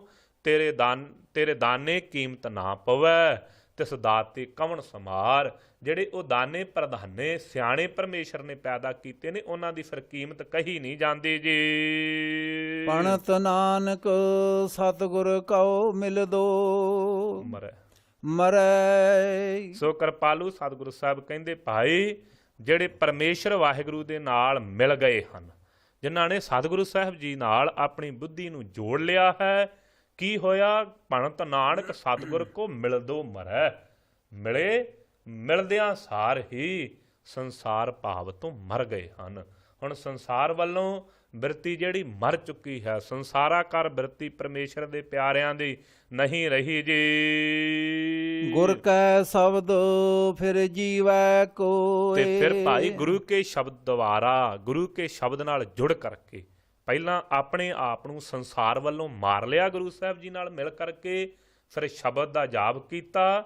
ਗੁਰ ਕੈ ਸ਼ਬਦ ਫਿਰ ਜੀਵੈ ਕੋਏ ਵਿਰਲੇ ਹਨ ਜਿਹੜੇ ਗੁਰੂ ਕੇ ਸ਼ਬਦ ਦੁਆਰਾ ਭਾਈ ਉਹ ਪਰਮੇਸ਼ਰ ਵਾਹਿਗੁਰੂ ਦੇ ਦਰ ਤੇ ਜੀਂਦੇ ਹੋ ਗਏ। ਸੰਸਾਰ ਵੱਲੋਂ ਮਰੇ ਤੇ ਰੱਬ ਵਾਲੇ ਪਾਸੇ ਜੋ ਪਏ ਹਨ। ਸੰਸਾਰੀ ਤੇ ਕਹਿ ਹੀ ਰਹੇ ਨੇ ਕਿ ਭਾਈ ਇਹ ਕੰਮ ਤੋਂ ਡਰਦਾ ਸਾਧ ਬਣ ਗਿਆ ਈ। ਮਹਾਤਮਾ ਨੂੰ ਮਖੌਲ ਕਰਦੇ ਨੇ ਨਾ, ਕਹਿੰਦੇ ਗਰਮੀਆਂ ਦੇ ਦਿਨਾਂ 'ਚ ਵਾਢੀ ਤੋਂ ਡਰਦਾ ਲੱਗਦਾ ਇਹ ਸਾਧ ਬਣ ਗਿਆ ਈ। ਇਹਨੂੰ ਬਹੁਤੇ ਸਾਧ ਪੁਣੇ ਦੀ ਤੇ ਗੱਲ ਕੋਈ ਨਹੀਂ, ਇਹ ਡਰਿਆ ਹੋਇਆ ਹੀ ਸਾਧ ਬਣਿਆ ਫਿਰਦਾ ਏ। ਪਰ ਸਤਿਗੁਰੂ ਸਾਹਿਬ ਕਹਿੰਦੇ ਸੱਜਣੋ, ਪਰਮੇਸ਼ਰ ਵਾਹਿਗੁਰੂ ਦੇ ਦਰ ਤੇ ਜਿਉਣ ਖਾਤਰ ਸੰਸਾਰ ਵੱਲੋਂ ਮਰ ਗਏ ਨੇ, ਸੰਸਾਰਾਕਾਰ ਬਿਰਤੀ ਦਾ ਉਹਨਾਂ ਨੇ ਨਾਸ ਕਰ ਦਿੱਤਾ ਹੈ ਜੀ। ਮਮਤਾ ਕੀ ਮਲ ਉਤਰੈ। ਕਹਿੰਦੇ ਭਾਈ ਜਿਹੜੀ ਸੰਸਾਰਕ ਪਦਾਰਥਾਂ ਦੀ ਮਮਤਾ ਲੱਗੀ ਹੋਈ ਸੀ, ਚਿੱਤ ਨੂੰ ਮੋਹ ਲੱਗਾ ਹੋਇਆ ਸੀ ਸੰਸਾਰਕ ਪਦਾਰਥਾਂ ਦਾ, ਮੈਨੂੰ ਆ ਵੀ ਮਿਲ ਜਾਵੇ, ਮੈਨੂੰ ਉਹ ਵੀ ਮਿਲ ਜਾਵੇ, ਆ ਮੈਨੂੰ ਧੀਆਂ ਪੁੱਤਰਾਂ ਵਾਲੀ ਮਿਲ ਜਾਵੇ, ਆ ਮੇਰੇ ਆਪਣੇ ਆਪ ਲਈ ਮਿਲ ਜਾਵੇ। ਕਹਿੰਦੇ ਸਾਰੀ ਜਿਹੜੀ ਮਲ ਸੀ ਮਮਤਾ ਦੀ ਉਹ ਸਾਰੀ ਉਤਰੈ ਨਾਸ ਹੋ ਗਈ ਜੀ। ਇਹੋ ਮਨ ਹਸ਼ਾ ਹੋਏ। ਉਹਨਾਂ ਦਾ ਇਹ ਜਿਹੜਾ ਮਨ ਹੈ ਉਹ ਵੀ ਹਸ਼ਾ ਪਵਿੱਤਰ ਹੋ ਗਿਆ ਪਰਮੇਸ਼ਰ ਦੇ ਪਿਆਰਿਆਂ ਦਾ। ਵਡਹੰਸ ਮਹੱਲਾ ਤੀਜਾ। ਨਦਰੀ ਸਤਿਗੁਰ ਸੇਵੀਐ। ਹੁਣ ਕਿਰਪਾਲਤਾ ਕਰਕੇ ਦੱਸਦੇ ਨੇ, ਕਹਿੰਦੇ ਭਾਈ ਜੇ ਪਰਮੇਸ਼ਰ ਦੀ ਕਿਰਪਾ ਦ੍ਰਿਸ਼ਟੀ ਹੋਵੇ ਤੇ ਤਾਂ ਹੀ ਸਤਿਗੁਰੂ ਸਾਹਿਬ ਜੀ ਨੂੰ ਸੇਵਿਆ ਜਾਂਦਾ ਹੈ, ਪੂਜਿਆ ਜਾਂਦਾ ਹੈ ਜੀ। ਨਦਰੀ ਸੇਵਾ ਹੋਏ। ਕਹਿੰਦੇ ਨਦਰ ਦੁਆਰਾ ਹੀ ਸੇਵਾ ਹੁੰਦੀ ਹੈ ਜੀ। ਨਦਰੀ ਇਹੋ ਮਨ ਵਸ ਆਵੈ। ਸਤਿਗੁਰੂ ਸਾਹਿਬ ਜੀ ਦੀ ਕਿਰਪਾ ਸਦਕਾ ਹੀ ਇਹ ਮਨ ਵਸ ਆਉਂਦਾ ਹੈ ਜੀ। ਨਦਰੀ ਮਨ ਨਿਰਮਲ ਹੋਏ। ਉਹਨਾਂ ਦੀ ਕਿਰਪਾ ਸਦਕਾ ਹੀ ਇਹ ਮਨ ਨਿਰਮਲ ਉਜਲਾ ਹੁੰਦਾ ਹੈ ਭਾਈ। ਰੇ ਮੇਰੇ ਮਨ ਚੇਤ ਸੱਚਾ ਸੋਏ। ਇਸ ਕਰਕੇ ਹੀ ਮੇਰੇ ਮਨਾ ਉਹ ਅਕਾਲ ਪੁਰਖ ਵਾਹਿਗੁਰੂ ਸੱਚੇ ਨੂੰ ਚੇਤਨਾ ਕਰ, ਜਪਣਾ ਕਰ। ਏਕੋ ਚਿਤ ਹੈ ਤਾਂ ਸੁਖ ਪਾਵੇ। ਇੱਕ ਉਹ ਅਕਾਲ ਪੁਰਖ ਵਾਹਿਗੁਰੂ ਨੂੰ ਚੇਤੇ ਚਿਤਵੇਂਗਾ ਤੇ ਤਾਂ ਸੁਖਾਂ ਦੀ ਪ੍ਰਾਪਤੀ ਹੋਵੇਗੀ ਤੈਨੂੰ। ਫਿਰ ਦੁਖ ਨਾ ਮੂਲੇ ਹੋਏ। ਫਿਰ ਕਦੀ ਵਾਸਤੇ ਵੀ ਤੈਨੂੰ ਦੁੱਖ ਨਹੀਂ ਲੱਗੇਗਾ ਸੰਸਾਰਕ ਪਦਾਰਥਾਂ ਦਾ। ਰਹਾਉ ਨਦਰੀ ਮਰ ਕੈ ਜੀਵੀਐ। ਉਹਦੀ ਕਿਰਪਾ ਸਦਕਾ ਹੀ ਸੰਸਾਰ ਵੱਲੋਂ ਮਰ ਕਰਕੇ ਤੇ ਉਹਦੇ ਦਰ ਤੇ ਜਿਉਂਦੇ ਹੋਈਦਾ ਹੈ। ਨਦਰੀ ਸ਼ਬਦ ਵਸੈ ਮਨ ਆਏ। ਉਹਦੀ ਕਿਰਪਾ ਦੁਆਰਾ ਹੀ ਸ਼ਬਦ ਹਿਰਦੇ ਵਿੱਚ ਆਣ ਕਰਕੇ ਵਸ ਜਾਂਦਾ ਹੈ ਜੀ। ਨਦਰੀ ਹੁਕਮ ਬੁਝੀਐ। ਉਹਦੀ ਕਿਰਪਾ ਦੁਆਰਾ ਹੀ ਉਹਦੇ ਹੁਕਮ ਨੂੰ ਮੰਨਿਆ ਜਾਂਦਾ ਹੈ। ਆਪਣੇ ਵਸ ਦੀ ਗੱਲ ਕੋਈ ਨਹੀਂ ਜੀ। ਹੁਕਮੇ ਰਹਿ ਸਮਾਏ। ਫਿਰ ਪਰਮੇਸ਼ਰ ਦੇ ਪਿਆਰੇ ਉਹਦੇ ਹੁਕਮ 'ਚ ਹੀ ਸਮਾਏ ਰਹਿੰਦੇ ਹਨ। ਜਿਨ ਜਿਹਵਾ ਹਰ ਰਸ ਨਾ ਚਖਿਓ। ਕਹਿੰਦੇ ਜਿਹੜੀ ਜ਼ਬਾਨ ਨੇ ਪਰਮੇਸ਼ਰ ਵਾਹਿਗੁਰੂ ਦੇ ਨਾਮ ਦਾ ਰਸ ਨਹੀਂ ਚਖਣਾ ਕੀਤਾ, ਸਾ ਜਿਹਵਾ ਜਲ ਜਾਓ। ਉਹ ਐਸੀ ਭੈੜੀ ਜ਼ਬਾਨ ਸੜ ਕਿਉਂ ਨਹੀਂ ਗਈ ਜੀ। ਅਨਰਸ ਸਾਦੇ ਲਗ ਰਹੀ। ਹੋਰ ਪਦਾਰਥਾਂ ਦੇ ਸਾਦ ਵਿੱਚ ਲੱਗੀ ਹੋਈ ਹੈ, ਸਵਾਦ ਵਿੱਚ ਵਕਾਰਾਂ ਦੇ। ਦੁਖ ਪਾਇਆ ਦੂਜੈ ਭਾਏ। ਤੇ ਦੁੱਖ ਪਾ ਰਹੀ ਹੈ ਦੂਸਰੇ ਭਾ ਨੂੰ ਪ੍ਰਾਪਤ ਹੋ ਕਰਕੇ। ਸਭਨਾ ਨਦਰ ਏਕ ਹੈ। ਕਹਿੰਦੇ ਭਾਈ ਉਹ ਅਕਾਲ ਪੁਰਖ ਵਾਹਿਗੁਰੂ ਦੀ ਸਾਰਿਆਂ ਦੇ ਉੱਤੇ ਇੱਕੋ ਹੀ ਨਿਗਾਹ ਦ੍ਰਿਸ਼ਟੀ ਹੈ। ਆਪੇ ਫਰਕ ਕਰੇ। ਆਪ ਹੀ ਮੰਦੇ ਤੇ ਚੰਗੇ ਗੁਣ ਧਾਰਨ ਕਰਵਾ ਕਰਕੇ ਫਰਕ ਕਰਦਾ ਹੈ। ਨਾਨਕ ਸਤਿਗੁਰੂ ਮਿਲਿਆ ਫਲ ਪਾਇਆ। ਕਿਰਪਾਲੂ ਸਤਿਗੁਰੂ ਸਾਹਿਬ ਬਖਸ਼ਿਸ਼ ਕਰਦੇ ਨੇ ਅਖੀਰਲੀਆਂ ਪੰਕਤੀਆਂ 'ਚ, ਭਾਈ ਅਕਾਲ ਪੁਰਖ ਵਾਹਿਗੁਰੂ ਨੂੰ ਮਿਲਣੇ ਤੇ ਗਿਆਨ ਰੂਪੀ ਫਲ ਜਿਹੜਾ ਪ੍ਰਾਪਤ ਹੋਇਆ ਹੈ। ਨਾਮ ਵਡਾਈ ਦੇ। ਆਪਣੇ ਨਾਮ ਦੁਆਰਾ ਆਪਣੇ ਪਿਆਰਿਆਂ ਨੂੰ ਵਡਿਆਈ ਦਿੱਤੀ ਹੈ। ਇਹ ਭਾਈ ਸਤਿਗੁਰੂ ਸਾਹਿਬ ਜੀ ਦੀ ਪਾਵਨ ਪਵਿੱਤਰ ਕਥਾ ਇੱਥੋਂ ਤੱਕ ਆਈ ਹੈ। ਸਮੇਂ ਦੀ ਸਮਾਪਤੀ ਹੈ। ਸਤਿਗੁਰੂ ਸਾਹਿਬ ਜੀ ਤੇ ਗੁਰੂ ਕੀ ਸੰਗਤ ਬਖਸ਼ਣ ਯੋਗ ਹੈ। ਬਖਸ਼ ਲੈਣਾ ਜੀ, ਅਗਾਹਾਂ ਤੋਂ ਸਮਤ ਬਖਸ਼ਣੀ। ਸਭਨਾ ਨਦਰ ਏਕ ਹੈ, ਆਪੇ ਫਰਕ ਕਰੇ। ਸਤਿਗੁਰ ਮਿਲੈ ਫਲ ਪਾਇਆ, ਨਾਮ ਵਡਾਈ ਦੇ। ਵਾਹਿਗੁਰੂ ਜੀ ਕਾ ਖਾਲਸਾ, ਵਾਹਿਗੁਰੂ ਜੀ ਕੀ ਫਤਿਹ।